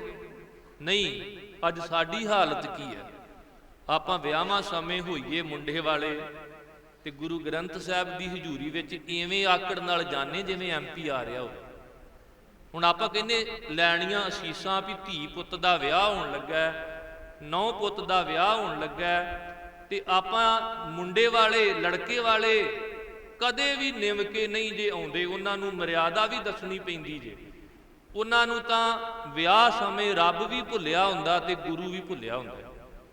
ਬਾਬਾ ਅਮਰਦਾਸ ਜੀ ਕਹਿਣ ਲੱਗੇ, ਬੱਚੀਏ ਗਿਆ ਜ਼ਰੂਰ ਸਾਂ, ਪਰ ਕੁੜਮ ਬਣ ਕੇ ਗਿਆ ਸਾਂ। ਗੱਲ ਉਦੋਂ ਬਣਨੀ ਆ ਜਦੋਂ ਮੈਂ ਗੁਰੂ ਕੋਲ ਸਿੱਖ ਬਣ ਕੇ ਜਾਵਾਂ। ਅੱਜ ਵੀ ਵੇਖੋ ਆਪਾਂ ਸਾਰੇ ਕਹੀ ਜਾਂਦੇ ਆ ਕਿ ਸਿੱਖੀ ਦੀ ਸਮੱਸਿਆ ਕੀ ਹੈ, ਇਹਦਾ ਸਮਾਧਾਨ ਕੀ ਹੈ। ਸੱਚੀ ਮੁੱਚੀ ਸਿੱਖੀ ਦੀ ਸਮੱਸਿਆ ਇਹ ਹੈ ਵੀ ਸਿੱਖ ਸਿੱਖ ਨਹੀਂ ਹੈ, ਤੇ ਇਹਦਾ ਸਮਾਧਾਨ ਇਹ ਆ ਵੀ ਸਿੱਖ ਸਿੱਖ ਬਣ ਜੇ। ਇੱਥੇ ਦੱਸਣਾ ਪੈਂਦਾ ਵੀ ਗੁਰੂ ਸਾਹਿਬ ਦੀ ਹਜ਼ੂਰੀ ਵਿੱਚ ਤੁਸੀਂ ਕਿਵੇਂ ਆਉਣਾ। ਉਹ ਸਿੱਖ ਪਰਿਵਾਰਾਂ ਨੂੰ ਕੀ ਇਹ ਪਤਾ ਹੀ ਨਹੀਂ ਵੀ ਜਦੋਂ 4 ਲਾਵਾਂ ਦਾ ਪਾਠ ਪੜ੍ਹ ਕੇ ਆਨੰਦ ਕਾਰਜ ਹੋ ਗਿਆ ਤੇ ਜੈਮਾਲਾ ਜਿਹੜੀ ਆ ਉਹ ਤਾਂ ਦੂਜਾ ਵਿਆਹ ਹੈ, ਤੇ ਇੱਕੋ ਸਮੇਂ 2 ਵਿਆਹ ਕਰਨੇ ਕਿੱਡਾ ਵੱਡਾ ਅਪਸ਼ਗਨ ਹੈ। ਹੁਣ ਜਿਹੜੇ ਜੈਮਾਲਾ ਪਾਉਂਦੇ ਆ ਉਹ ਕਦੇ ਇੱਥੇ ਆਣ ਕੇ ਆਨੰਦ ਕਾਰਜ ਕਰਦੇ ਆ? ਆਨੰਦ ਕਾਰਜ ਵਾਲਾ ਜੈਮਾਲਾ ਕਿਉਂ ਪਾਵੇ? ਜੈਮਾਲਾ ਉਦੋਂ ਪਾਈ ਜਾਂਦੀ ਜਦੋਂ ਕੰਨਿਆ ਵਰ ਨੂੰ ਚੁਣੇ ਤੇ ਵਰ ਕੰਨਿਆ ਨੂੰ ਚੁਣੇ। ਇਹ ਆਪਣੇ ਆਪ ਵਿੱਚ ਇੱਕ ਮੁਕੰਮਲ ਵਿਆਹ ਦੀ ਰੀਤੀ ਹੈ। ਤੇ ਇੱਕ ਸਮੇਂ ਫਿਰ 2 ਵਿਆਹ ਹੋਣੇ। ਪਹਿਲਾ ਵਿਆਹ 4 ਲਾਵਾਂ ਪਾਠ ਪੜ੍ਹ ਕੇ, ਦੂਜਾ ਵਰਮਾਲਾ ਪਾ ਕੇ, ਜੈਮਾਲਾ ਪਾ ਕੇ। ਅੱਜ ਸਿੱਖਾਂ ਨੂੰ ਸਮਝ ਲੈਣਾ ਚਾਹੀਦਾ ਹੈ ਕਿ ਜਦੋਂ ਸਾਡੇ ਬੱਚਿਆਂ ਦੇ ਵਿਆਹਾਂ ਦੇ ਕਾਰਡ ਛਪਣ ਤੇ ਆਪਾਂ ਪ੍ਰੈਸ ਵਾਲੇ ਨੂੰ ਕਹੀਏ, ਵੀਰਾ ਜਾਤ ਭਾਵੇਂ ਲਿਖਣ ਵਾਲੀ ਰਹਿ ਜੇ ਪਰ ਕੌਰ ਤੇ ਸਿੰਘ ਜ਼ਰੂਰ ਲਿਖੀ, ਕਿਉਂਕਿ ਗੁਰੂ ਦੀ ਬਖਸ਼ਿਸ਼ ਹੈ। ਤੇ ਜਦੋਂ ਗੁਰਮੀਤ ਕੌਰ ਤੇ ਬਲਜੀਤ ਸਿੰਘ ਦੀ ਜਗ੍ਹਾ ਗੁਰਮੀਤ ਗਿੱਲ ਤੇ ਬਲਜੀਤ ਸੰਧੂ ਰਹਿ ਜੇ ਤੇ ਫਿਰ ਗੁਰੂ ਦੀ ਬਖਸ਼ਿਸ਼ ਕਿੱਥੇ ਗਈ? ਕੌਰ ਤੇ ਸਿੰਘ ਤੇ ਰਿਹਾ ਹੀ ਨਹੀਂ, ਗਿੱਲ ਤੇ ਸੰਧੂ ਨਾਮ ਨਾਲ ਜੁੜ ਗਏ। ਹੁਣ ਆਹ ਜਿਹੜੀ ਪ੍ਰੋਬਲਮ ਹੈ ਨਾ, ਇਹਨੇ ਸਿੱਖੀ ਨੂੰ ਨੀਵਾਂ ਕੀਤਾ ਵੀ ਸਿੱਖ ਸਿੱਖ ਨਹੀਂ ਰਿਹਾ। ਤੇ ਜਦੋਂ ਸਿੱਖ ਇਹ ਕਵੇ ਵੀ ਜਨਮ ਸੰਸਕਾਰ ਮੇਰੇ ਹੱਥ ਵੱਸ ਨਹੀਂ, ਦੁਨੀਆ ਤੋਂ ਤੁਰਨਾ ਉਹ ਵੀ ਸਾਡੇ ਹੱਥ ਵੱਸ ਨਹੀਂ, ਇੱਕੋ ਹੀ ਸੰਸਕਾਰ ਹੈ ਜਿਹੜਾ ਆਨੰਦ ਸੰਸਕਾਰ, ਉਹ ਅਸੀਂ ਗੁਰੂ ਦੀ ਮਰਿਆਦਾ ਅਨੁਸਾਰ ਕਰਕੇ ਗੁਰੂ ਦੀ ਖੁਸ਼ੀ ਹਾਸਲ ਕਰ ਸਕਦੇ। ਹੁਣ ਬਾਬਾ ਅਮਰਦਾਸ ਜੀ ਕਹਿਣ ਲੱਗੇ, ਬੱਚੀਏ ਇਹ ਠੀਕ ਹੈ ਕਿ ਦੂਜੇ ਧਰਮਾਂ ਵਿੱਚ ਇਹ ਕਿਹਾ ਗਿਆ ਵੀ ਔਰਤ ਰੱਬ ਨੂੰ ਨਹੀਂ ਮਿਲ ਸਕਦੀ, ਔਰਤ ਰੱਬ ਨੂੰ ਨਹੀਂ ਮਿਲਾ ਸਕਦੀ। ਤੁਸੀਂ ਪੜ੍ਹੋਗੇ ਮਹਾਤਮਾ ਬੁੱਧ ਨੇ ਇੱਥੇ ਤੱਕ ਵੀ ਕਹਿ ਦਿੱਤਾ ਵੀ ਔਰਤ ਵਿੱਚ ਆਤਮਾ ਹੀ ਨਹੀਂ ਹੁੰਦੀ। ਵੀ ਬੰਦਾ ਪੁੱਛੇ ਵੀ ਜੇ ਆਤਮਾ ਨਹੀਂ ਹੁੰਦੀ ਤੇ ਔਰਤ ਦਾ ਸਰੀਰ ਚੱਲਦਾ ਕਿਵੇਂ? ਸਾਹਿਬ ਨੇ ਜਦੋਂ ਨੇੜੇ ਹੋ ਕੇ ਵੇਖਿਆ ਵੀ ਕਿਸੇ ਨੇ ਇਹ ਕਿਹਾ ਵੀ ਖੁਦਾ ਦੀ ਇਹ ਮਜ਼ੇਦਾਰ ਗਲਤੀ, ਜਿੱਥੇ ਖੁਦਾ ਭੁੱਲ ਗਿਆ ਉੱਥੇ ਉਹਨੇ ਔਰਤ ਬਣਾ ਦਿੱਤੀ। ਇਹ ਵੀ ਲਿਖਿਆ ਵੱਖ-ਵੱਖ ਧਰਮਾਂ ਦੇ ਲੋਕਾਂ ਨੇ ਵੀ ਪਰਮਾਤਮਾ ਖੁਦਾ ਜਿਹੜਾ ਸੀ ਜਦੋਂ ਉਹਦੇ ਕੋਲੋਂ ਭੁੱਲ ਹੋਈ ਤੇ ਉਹਦੀ ਭੁੱਲ ਸੀ ਵੀ ਉਹਨੇ ਔਰਤ ਬਣਾ ਦਿੱਤੀ। ਹੁਣ ਉਸੇ ਔਰਤ ਦੇ ਪੇਟੋਂ ਜਨਮ ਲੈ ਕੇ ਉਹਨਾਂ ਨੂੰ ਉਹ ਪੈਗੰਬਰ ਤੇ ਅਵਤਾਰ ਕਹਿ ਰਹੇ ਨੇ। ਇੱਥੇ ਤੱਕ ਕਿ ਜਦੋਂ ਤੁਲਸੀਦਾਸ ਨੇ ਨਾਲੇ ਤਾਂ ਰਮਾਇਣ ਵਿੱਚ ਸੀਤਾ ਜੀ ਦਾ ਜ਼ਿਕਰ ਕੀਤਾ ਤੇ ਨਾਲੇ ਉਹ ਲਿਖਦਾ ਪਸ਼ੂ ਢੋਰ ਗਵਾਰ ਸ਼ੂਦਰ ਨਾਰੀ ਇਹ ਪਾਂਚੋਂ ਤਾੜਨ ਕੇ ਅਧਿਕਾਰੀ। ਤੇ ਆ ਜਿਹੜੇ ਗੇਰੂਏ ਕੱਪੜੇ ਪਹਿਨ ਕੇ ਜੋਗੀ ਲੋਕ ਅਲੱਖ ਨਿਰੰਜਨ ਕਹਿ ਕੇ ਸਾਡੇ ਘਰਾਂ ਵਿੱਚ ਮੰਗਣ ਆਉਂਦੇ ਨੇ ਨਾ, ਇਹਨਾਂ ਨੂੰ ਜਦੋਂ ਆਪਾਂ ਪੜ੍ਹੀਏ ਤੇ ਇਹ ਕਹਿੰਦੇ ਸਨ ਵੀ ਜਦੋਂ ਕਿਸੇ ਦਾ ਪੁੱਤਰ ਵਿਆਹ ਕੇ ਘਰ ਆਉਂਦਾ ਸੀ ਤੇ ਮਾਂ ਪਾਣੀ ਵਾਰ ਕੇ ਪੀਂਦੀ ਸੀ, ਦੁੱਧ ਵਾਰ ਕੇ ਪੀਂਦੀ ਸੀ ਵੀ ਮੈਨੂੰ ਵਧਾਈਆਂ ਦਿਓ, ਮੇਰਾ ਪੁੱਤ ਵਿਆਹ ਕੇ ਆਇਆ, ਮੇਰੇ ਘਰ ਨਹੁੰ ਆਈ ਹੈ। ਤੇ ਜੋਗੀ ਪਤਾ ਕੀ ਕਹਿੰਦੇ ਸਨ ਵੀ ਇਹ ਨਹੁੰ ਥੋੜੀ ਆਈ ਹੈ ਤੇ ਬਘਿਆੜੀ ਆਈ ਆ, ਸਾਰਾ ਟੱਬਰ ਇਹਨੇ ਨਿਕਲ ਜਾਣਾ। ਦਾਮ ਕਾਢ ਬਾਗੜ ਲੈ ਆਇਆ, ਮਾਓ ਕਹੇ ਮੇਰਾ ਪੂਤ ਵਿਆਹਿਆ। ਤੇ ਅੱਜ ਸਾਡੀਆਂ ਭੈਣਾਂ ਗੁਰੂ ਨਾਨਕ ਦਾ ਦਰ ਛੱਡ ਕੇ ਜੋਗੀਆਂ ਦੇ ਮਗਰ ਤੁਰ ਪੈਣ, ਜੋਗੀ ਬਘਿਆੜੀ ਕਹਿੰਦੇ ਰਹੇ। ਇੱਥੇ ਤੱਕ ਕਿ ਜਦੋਂ ਪੀਲੂ ਆਇਆ ਸੀ ਰਾਮਸਰ ਸਾਹਿਬ ਦੇ ਸਥਾਨ ਤੇ, ਕਵੀ ਕਾਨਾ, ਕਵੀ ਪੀਲੂ, ਕਵੀ ਸ਼ਾਹ ਹੁਸੈਨ ਤੇ ਕਵੀ ਸੱਜੂ, ਇਹ ਕਹਿਣ ਲੱਗੇ ਵੀ ਜਿੱਦਾਂ ਤੁਸੀਂ ਆਪਣੇ ਸਮੇਤ 5 ਗੁਰੂ ਸਾਹਿਬਾਨ ਦੀ ਬਾਣੀ, 15 ਭਗਤ ਸਾਹਿਬਾਨ ਦੀ ਬਾਣੀ, 11 ਭੱਟ ਸਾਹਿਬਾਨ ਦੀ ਬਾਣੀ, 3 ਗੁਰਸਿੱਖ ਸਾਹਿਬਾਨ ਦੀ ਬਾਣੀ ਲਿਖੀ ਹੈ, ਵੀ ਸਾਡੀ ਰਚਨਾ ਵੀ ਗੁਰੂ ਗ੍ਰੰਥ ਸਾਹਿਬ ਵਿੱਚ ਅੰਕਿਤ ਕਰੋ। ਮੈਂ ਬਹੁਤਾ ਵਿਸਤਾਰ ਨਹੀਂ ਕਰਾਂਗਾ। ਇੱਕੋ ਕਵੀ ਜਿਹੜਾ ਇਹ ਕਹਿੰਦਾ ਸੀ ਵੀ ਕਾਗਦ ਸੰਧੀ ਪੂਤਰੀ ਤਉ ਨਾ ਤਿਰਿਆ ਨਿਹਾਰ, ਇਉਂ ਹੀ ਮਾਰ ਕੇ ਲੈ ਜਾਏਗੀ ਜੋ ਬਲੋਚਨ ਧਾਰ। ਕਹਿੰਦਾ ਮੇਰੀ ਕਵਿਤਾ ਅੰਕਿਤ ਕਰੋ ਗੁਰੂ ਗ੍ਰੰਥ ਸਾਹਿਬ ਵਿੱਚ। ਤੇ ਕਵਿਤਾ ਕੀ ਸੀ ਵੀ ਔਰਤ ਕਾਗਜ਼ ਦੀ ਵੀ ਬਣੀ ਹੋਵੇ ਤੇ ਇਹਦਾ ਵਿਸ਼ਵਾਸ ਨਾ ਕਰਿਓ, ਇਹ ਬਲੋਚਾਂ ਦੀ ਧਾੜ ਵਾਂਗ ਖਤਰਨਾਕ ਹੈ। ਤੇ ਗੁਰੂ ਅਰਜਨ ਦੇਵ ਮਹਾਰਾਜ ਕਹਿਣ ਲੱਗੇ ਪੀਲੂ ਥੋੜੀ ਬਹੁਤੀ ਸੰਗ ਮੰਨ, ਜਿਸ ਮਾਂ ਨੇ 9-10 ਮਹੀਨੇ ਤੈਨੂੰ ਆਪਣੇ ਪੇਟ ਵਿੱਚ ਰੱਖਿਆ, ਜਿਹੜੀ ਤੇਰੀ ਜਨਨੀ ਹੈ, ਜਿਹਦੇ ਕਰਕੇ ਤੇਰੀ ਹੋਂਦ ਹੈ, ਤੇ ਰੱਬ ਨੇ ਏਡਾ ਵਿਸ਼ਵਾਸ ਕੀਤਾ ਮਾਂ ਤੇ ਵੀ ਤੂੰ ਰੱਬ ਦੀ ਇਮਾਨਤ ਸਾਂ, ਤੇ ਰੱਬ ਨੇ ਮਾਂ ਨੂੰ ਸੌਂਪੀ ਹੈ। ਰੱਬ ਦਾ ਦੂਜਾ ਰੂਪ ਮਾਂ ਹੈ ਤੇ ਤੂੰ ਜਨਮ ਦੇਣ ਵਾਲੀ ਨੂੰ ਬਲੋਚਾਂ ਦੀ ਧਾੜ ਕਹਿ ਰਿਹਾ। ਤੇਰੇ ਬੋਲ ਗੁਰੂ ਗ੍ਰੰਥ ਸਾਹਿਬ ਵਿੱਚ, ਇਹ ਤਾਂ ਕਿਸੇ ਆਮ ਕਿਤਾਬ ਵਿੱਚ ਵੀ ਅੰਕਿਤ ਕਰਨ ਦੇ ਯੋਗ ਨਹੀਂ ਹੈ। ਗੁਰੂ ਅਰਜਨ ਦੇਵ ਜੀ ਸ਼ਹੀਦ ਹੋ ਗਏ, ਪਰ ਜਿਹੜੇ ਬੋਲ ਮਾਵਾਂ ਭੈਣਾਂ ਦੇ ਨਰਾਦਰ ਵਿੱਚ ਉਚਾਰਨ ਕੀਤੇ ਸਨ ਉਹ ਗੁਰੂ ਗ੍ਰੰਥ ਸਾਹਿਬ ਵਿੱਚ ਅੰਕਿਤ ਨਹੀਂ ਕੀਤੇ। ਇਹ ਸ਼ਹਾਦਤ ਦਾ ਕਾਰਨ ਬਣੇ ਸਨ, ਉਹਨਾਂ ਕਵੀਆਂ ਨੇ ਜਾ ਕੇ ਚੁੱਕਿਆ ਸੀ ਜਹਾਂਗੀਰ। ਹੁਣ ਗੁਰੂ ਅਰਜਨ ਦੇਵ ਜੀ ਨੇ ਸ਼ਹਾਦਤ ਦਿੱਤੀ ਹੈ ਵੀ ਗੁਰੂ ਗ੍ਰੰਥ ਸਾਹਿਬ ਦੇ ਵਿੱਚ ਉਹ ਬੋਲ ਅੰਕਿਤ ਹੋਣਗੇ ਜਿਹੜੇ ਕਹਿਣ ਸੋ ਕਿਉ ਮੰਦਾ ਆਖੀਐ ਜਿਤ ਜੰਮੈ ਰਾਜਾਨ। ਇੱਥੇ ਤਾਂ ਉਹ ਬੋਲ ਅੰਕਿਤ ਹੋਏ ਨੇ, ਇੱਥੇ ਔਰਤ ਮਰਦਾ ਸਾਜੇ ਇਹ ਸਭ ਰੂਪ ਤੁਮਾਰੇ। ਵੀ ਔਰਤ ਹੋਵੇ ਮਰਦ ਹੋਵੇ ਇਹ ਰੱਬ ਦਾ ਰੂਪ ਹੈ, ਗਰੀਬ ਹੋਵੇ ਅਮੀਰ ਹੋਵੇ ਇਹ ਸਾਰੇ ਜੀਵ ਰੱਬ ਦੇ ਹੀ ਪੈਦਾ ਕੀਤੇ ਹੋਏ ਜੀਵ ਨੇ।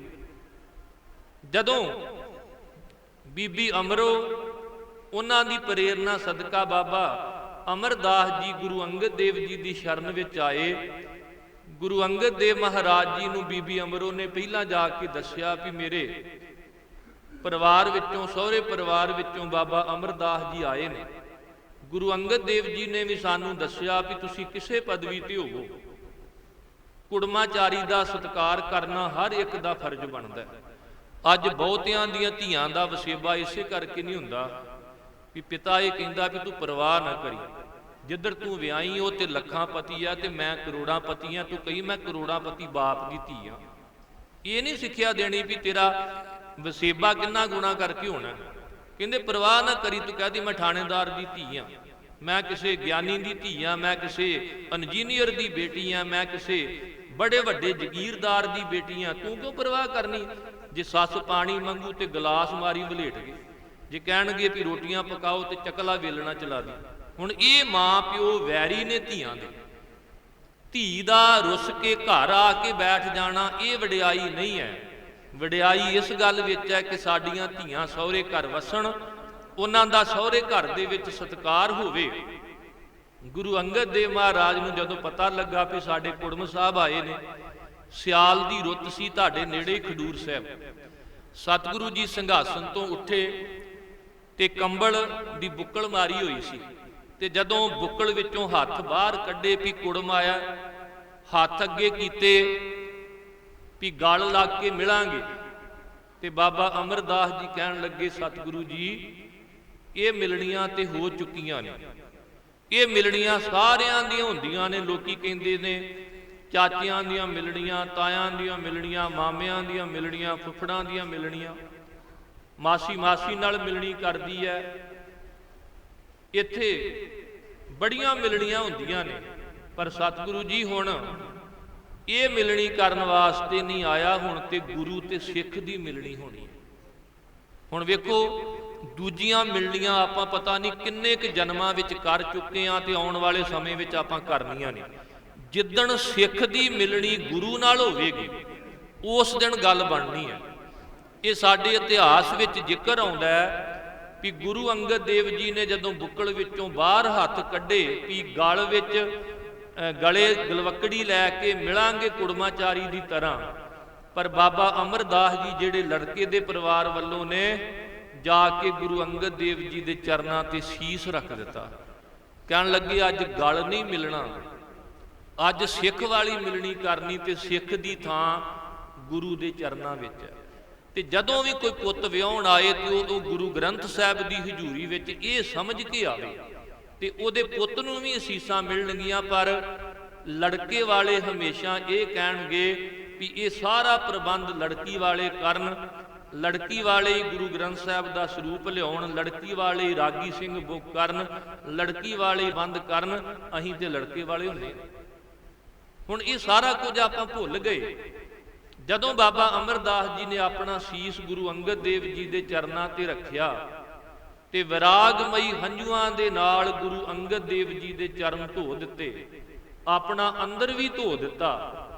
ਤੇ ਉਸ ਵੇਲੇ ਗੁਰੂ ਅੰਗਦ ਦੇਵ ਮਹਾਰਾਜ ਸੱਚਮੁੱਚ ਗੁਰੂ ਅੰਗਦ ਦੇਵ ਮਹਾਰਾਜ ਜੀ ਦੇ ਦਰ ਤੇ ਸਿੱਖ ਰੂਪ ਦੇ ਵਿੱਚ ਪ੍ਰਵਾਨ ਹੋਏ। ਤੇ ਸਾਡਾ ਇਤਿਹਾਸ ਕਹਿੰਦਾ ਲੱਖ ਸੰਸਾਰ ਸੰਬੰਧ ਕੋ ਹੋਏ ਸਤਿਗੁਰ ਠਾਢੇ, ਤਿਆਰ ਭਏ ਗਲ ਮਿਲਣ ਕੋ ਪਟ ਤੇ ਕਰ ਕਾਂਢੇ, ਚਰਨ ਗਹੇ ਸ਼੍ਰੀ ਅਮਰਤਬ ਬੰਧਨ ਕੋ ਠਾਨੀ, ਗਲ ਮਿਲਨੇ ਕੋ ਉਚਿਤ ਨਹੀਂ ਲਿਓ ਦਾਸ ਪਛਾਨੀ। ਵੀ ਆਪਾਂ ਗਲੇ ਲੱਗ ਕੇ ਮਿਲੀਏ ਇਹ ਗੱਲ ਉਚਿਤ ਨਹੀਂ। ਹੁਣ ਤਾਂ ਮੈਂ ਦਾਸ ਬਣ ਕੇ ਆਇਆ ਤੇ ਹੁਣ ਕਿਰਪਾ ਕਰੋ ਮੈਨੂੰ ਸੇਵਾ ਬਖਸ਼ੋ। ਕੁੜਮਾਚਾਰੀ ਦਾ ਰਿਸ਼ਤਾ ਪਰ ਤਿਸ ਗੁਰ ਕੇ ਗਰੇ ਢੋਵੋਂ ਪਾਣੀ। ਸਤਿਗੁਰਾਂ ਨੇ ਸੇਵਾ ਕਰਕੇ ਜਦੋਂ 12 ਸਾਲ ਘਾਲ ਸੇਵਾ ਕੀਤੀ ਤੇ ਫਿਰ ਨਿਮਾਣਿਆਂ ਦੀ ਮਾਣ, ਨਿਤਾਣਿਆਂ ਦੀ ਤਾਣ, ਨਿਉਟਿਆਂ ਦੀ ਓਟ ਬਣ ਗਏ। ਝੱਖੜ ਵਾਓ ਨਾ ਡੋਲਈ, ਪਰਬਤ ਮੇ ਰਾਣ ਵਾਲੀ ਅਵਸਥਾ ਮਿਲ ਗਈ। 74 ਸਾਲ ਦੀ ਉਮਰ ਵਿੱਚ ਜਾ ਕੇ ਅੰਦਰੋਂ ਆਵਾਜ਼ ਆਈ ਵੀ ਲੋਕੀ ਕਹਿੰਦੇ ਨੇ ਬੁਢਾਪਾ ਦੁਖਦਾਈ ਹੈ, ਪਰ ਦੁਨੀਆ ਦੇ ਲੋਕੋ ਨਹੀਂ, ਆਨੰਦ ਭਇਆ ਮੇਰੀ ਮਾਏ ਸਤਿਗੁਰੂ ਮੈਂ ਪਾਇਆ। ਆਨੰਦ ਸਭ ਕੋ ਕਹੈ, ਆਨੰਦ ਗੁਰੂ ਤੇ ਜਾਣਿਆ। ਕਹਿੰਦੇ ਜਿੰਨਾ ਮਰਜੀ ਕੋਈ ਕਹੀ ਜਾਵੇ ਵੀ ਜੀਵਨ ਵਿੱਚ ਆਨੰਦ ਹੈ, ਆਨੰਦ ਤੇ ਗੁਰੂ ਨਾਲ ਜੁੜ ਕੇ ਆਉਂਦਾ ਹੈ। ਕਿਉਂਕਿ ਜਿਸ ਮਿਲਿਆ ਮਨ ਹੋਏ ਆਨੰਦ ਸੋ ਸਤਿਗੁਰ ਕਹੀਐ, ਮਨ ਕੀ ਦੁਬਦਾ ਬਿਨਸ ਜਾਏ ਹਰ ਪਰਮ ਪਦ ਲਹੀਐ। ਤੇ ਜਦੋਂ ਸੱਚਮੁੱਚ ਸਾਨੂੰ ਇਸ ਗੱਲ ਦੀ ਸਮਝ ਆ ਜਾਵੇ ਕਿ ਸਾਡੇ ਗੁਰਦੇਵ ਨੇ ਸਾਨੂੰ ਸਿਧਾਂਤ ਦਿੱਤਾ ਹੈ, ਤੇ ਭਾਈ ਗੁਰਦਾਸ ਜੀ ਨੇ ਵੀ ਇਹ ਲਿਖਿਆ ਕਿ ਸੰਸਾਰ ਦੇ ਵਿੱਚ ਧਰਮ ਬੜੇ ਨੇ, ਪਰ ਧਰਮ ਉਹ ਮਹਾਨ ਹੈ ਜਿਹੜਾ ਔਰਤ ਦਾ ਪੁਰਸ਼ ਦੇ ਬਰਾਬਰ ਸਨਮਾਨ ਕਰੇ, ਜਿਹੜਾ ਇਹ ਕਵੇ ਕਿ ਗ੍ਰਸਥ ਮਾਰਗ ਵਿੱਚ ਪ੍ਰਵੇਸ਼ ਕਰਕੇ ਤੁਸੀਂ ਕਾਰ ਵਿਹਾਰ ਕਰਦਿਆਂ ਆਪਣੇ ਕਰਤੇ ਨਾਲ ਜੁੜ ਸਕਦੇ ਹੋ। ਭਾਈ ਸਾਹਿਬ ਕਹਿਣ ਲੱਗੇ ਜਿਵੇਂ ਪਾਣੀ ਦੇ ਸੋਮੇ ਬੜੇ ਨੇ ਪਰ ਸਭ ਤੋਂ ਵੱਡਾ ਸੋਮਾ ਸਮੁੰਦਰ ਹੈ, ਜਿਵੇਂ ਪਰਬਤ ਬੜੇ ਨੇ ਪਰ ਸਭ ਤੋਂ ਉੱਚਾ ਪਰਬਤ ਸ਼ਮੇਰ ਪਰਬਤ ਹੈ, ਦਰਖਤ ਬੜੇ ਨੇ ਪਰ ਚੰਦਨ ਦੀ ਆਪਣੀ ਇੱਕ ਖਾਸੀਅਤ ਹੈ, ਪੰਛੀ ਬੜੇ ਨੇ ਪਰ ਹੰਸ ਦੀ ਇੱਕ ਵਿਵੇਕ ਜਿਹੜੀ ਵਡਿਆਈ ਹੈ ਕਿ ਉਹ ਦੁੱਧ ਵੱਖਰਾ ਤੇ ਪਾਣੀ ਵੱਖਰਾ ਕਰ ਦਿੰਦਾ ਹੈ, ਪਸ਼ੂ ਬੜੇ ਨੇ ਪਰ ਸ਼ੇਰ ਦੀ ਬਹਾਦਰੀ ਉਹਦਾ ਇੱਕ ਆਪਣਾ ਹੀ ਥਾਂ ਹੈ। ਇਸੇ ਤਰ੍ਹਾਂ ਰਾਗਾਂ ਵਿੱਚੋਂ ਸ੍ਰੀ ਰਾਗ ਨੂੰ ਸਭ ਤੋਂ ਪਹਿਲ ਦਿੱਤੀ ਗੁਰੂ ਗ੍ਰੰਥ ਸਾਹਿਬ ਦੇ ਵਿੱਚ। ਸਾਰੇ ਧਰਮਾਂ ਦੇ ਵਿੱਚੋਂ ਗ੍ਰਸਥ ਧਰਮ ਜਿਹੜਾ ਹੈ ਭਾਈ ਗੁਰਦਾਸ ਜੀ ਕਹਿੰਦੇ ਨੇ ਉਹ ਮਹਾਨ ਹੈ, ਕਿਉਂਕਿ ਜੈਸੇ ਸਰ ਸਰਤਾ ਸਕਲ ਮੈਂ ਸਮੁੰਦ ਵੱਡੋ, ਮੇਰ ਮੈਂ ਸ਼ਮੇਰ ਵੱਡੋ ਜਗਤ ਬਖਾਨ ਹੈ, ਤਰਵਰ ਵਿਖੈ ਜੈਸੇ ਚੰਦਨ ਬ੍ਰਿਖ ਵੱਡੋ, ਧਾਤ ਮੈਂ ਕਨਕ ਅਤ ਉੱਤਮ ਕੈ ਮਾਨ ਹੈ, ਪੰਛੀਅਨ ਮੈਂ ਹੰਸ ਮ੍ਰਿਗ, ਰਾਜਨ ਮੈਂ ਸਾਰ ਦੂਲ, ਰਾਗਨ ਮੈਂ ਸ਼੍ਰੀ ਰਾਗ ਪਾਰਸ ਪਖਾਨ ਹੈ, ਗਿਆਨਨ ਮੈਂ ਗਿਆਨ ਅਰ ਧਿਆਨਨ ਮੈਂ ਧਿਆਨ ਗੁਰ, ਸਕਲ ਧਰਮ ਮੈਂ ਗ੍ਰਿਸ਼ਟ ਪ੍ਰਧਾਨ ਹੈ।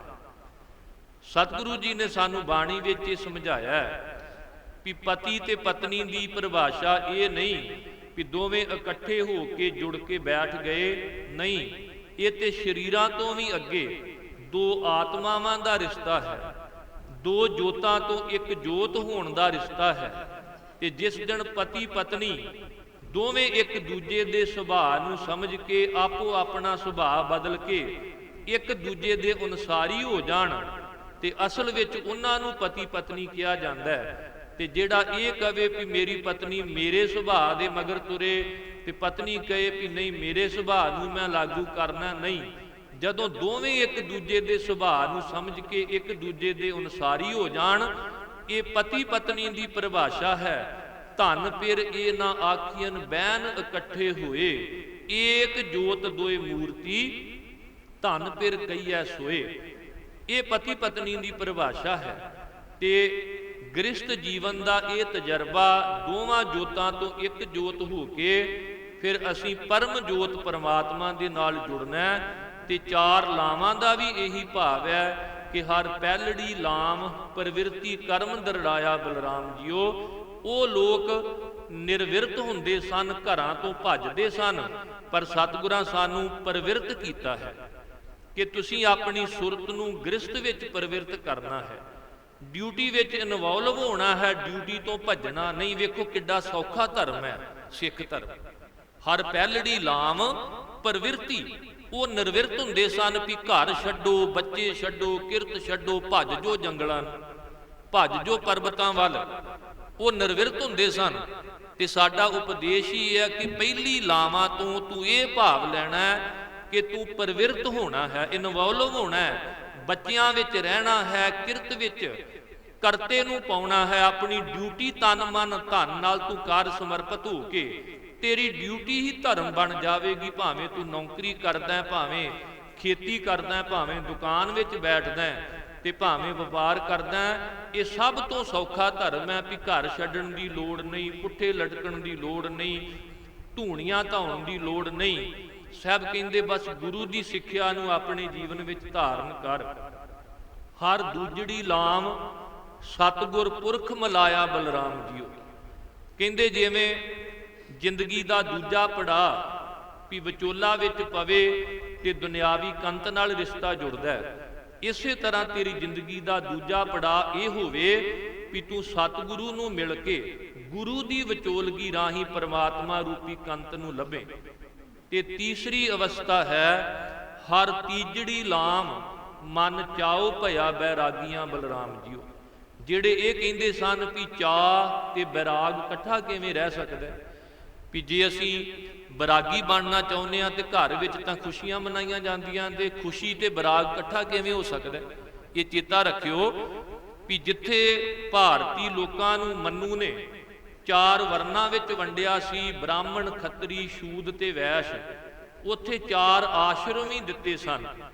25 ਸਾਲ ਜੱਟ, 25 ਸਾਲ ਗ੍ਰਿਸ਼ਟ, 25 ਸਾਲ ਬਾਨਪ੍ਰਸਤ ਤੇ 25 ਸਾਲ ਸੰਨਿਆਸ। ਤੇ ਇਹ ਕਿਹਾ ਜਾਂਦਾ ਸੀ ਵੀ ਮੁਕਤੀ ਸੰਨਿਆਸ ਧਾਰਨ ਕਰਕੇ ਮਿਲਣੀ ਹੈ।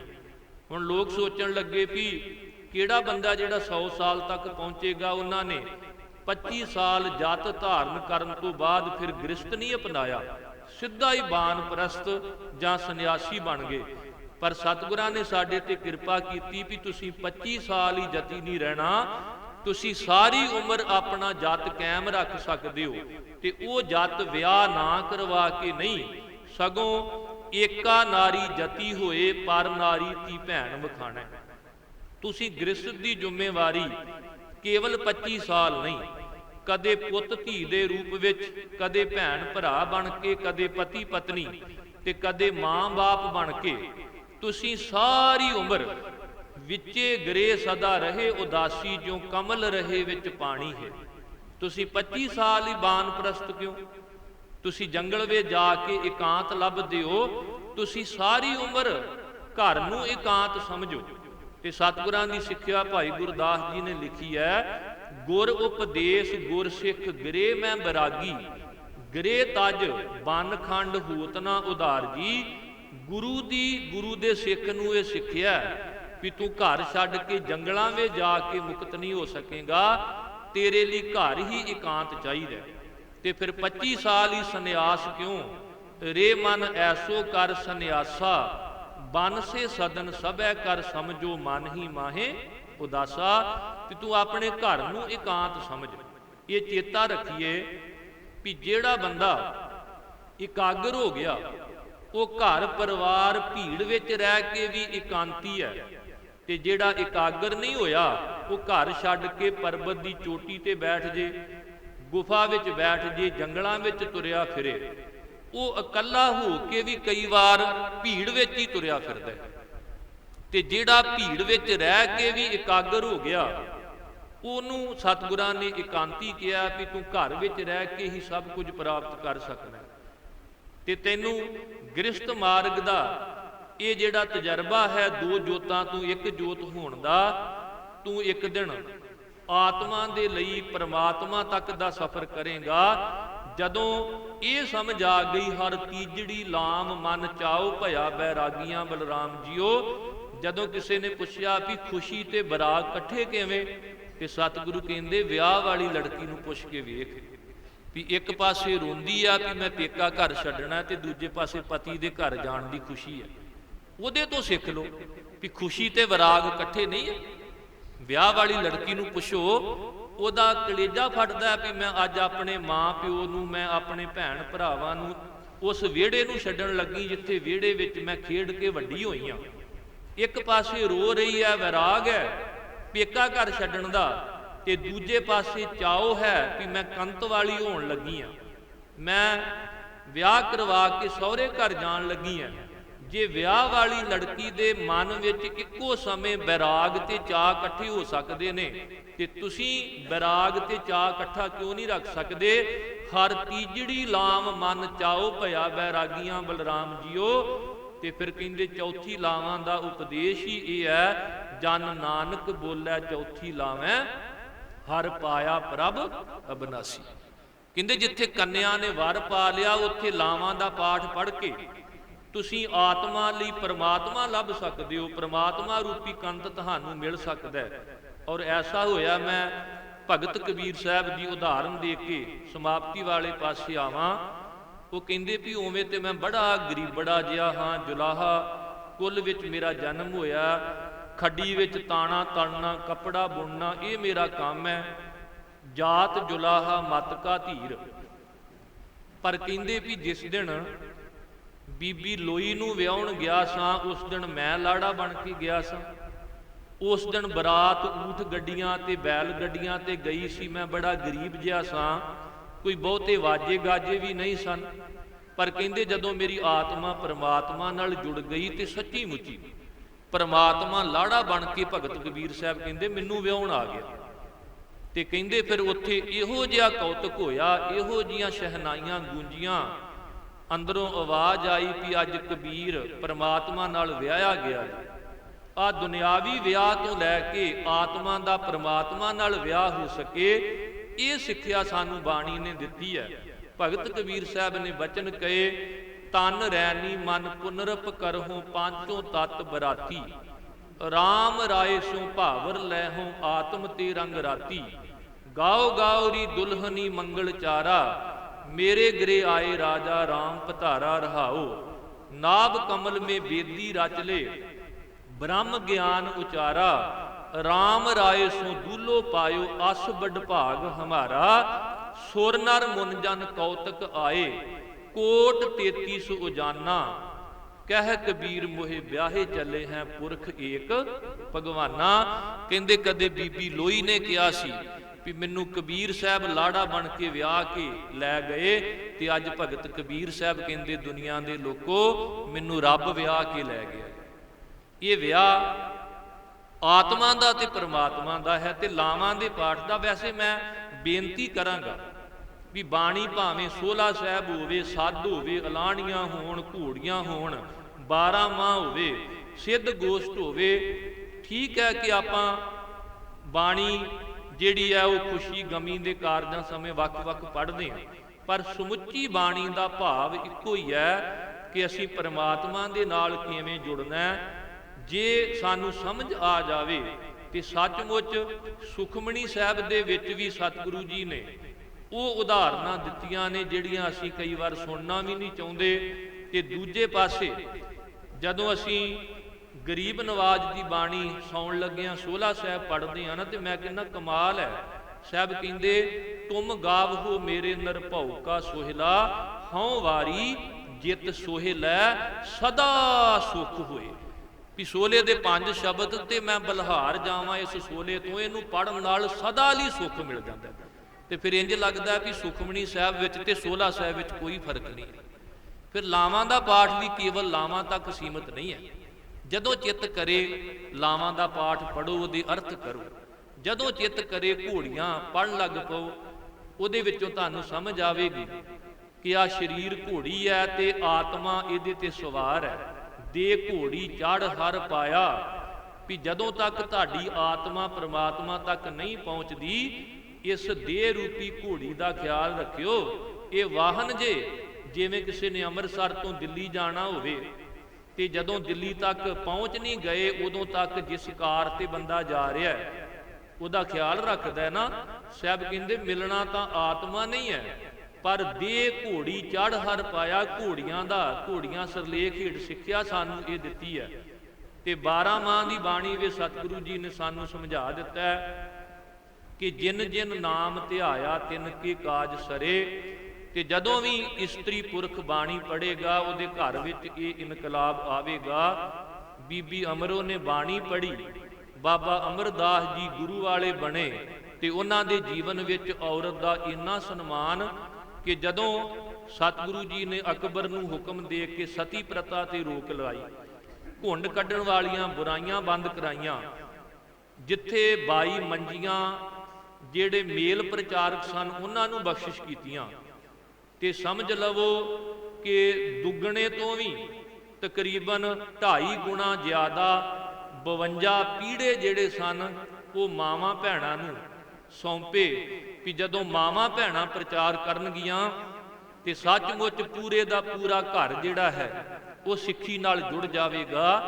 ਬੀਬੀ ਅਮਰੋ ਬਾਣੀ ਪੜ੍ਹਦੀ ਹੈ ਤੇ ਬਾਬਾ ਅਮਰਦਾਸ ਜੀ ਗੁਰੂ ਅੰਗਦ ਦੇਵ ਜੀ ਦੀ ਸ਼ਰਨ ਵਿੱਚ ਚਲੇ ਜਾਂਦੇ ਨੇ, ਜਿਹੜੇ ਪਹਿਲਾਂ ਗੰਗਾ ਦਾ ਇਸ਼ਨਾਨ ਕਰਦੇ ਸਨ, ਪਰ ਜਦੋਂ ਬੀਬੀ ਅਮਰੋ ਨੇ ਗੁਰੂ ਅੰਗਦ ਦੇਵ ਜੀ ਨਾਲ ਮਿਲਾ ਦਿੱਤਾ ਤੇ ਫਿਰ ਅੰਦਰੋਂ ਆਵਾਜ਼ ਆਈ ਵੀ ਹੁਣ ਤਾਂ 68 ਤੀਰਥ ਗੁਰ ਸ਼ਬਦ ਦਿਖਾਏ, ਤਿਤ ਨਹਾਤੈ ਮਲ ਜਾਈ।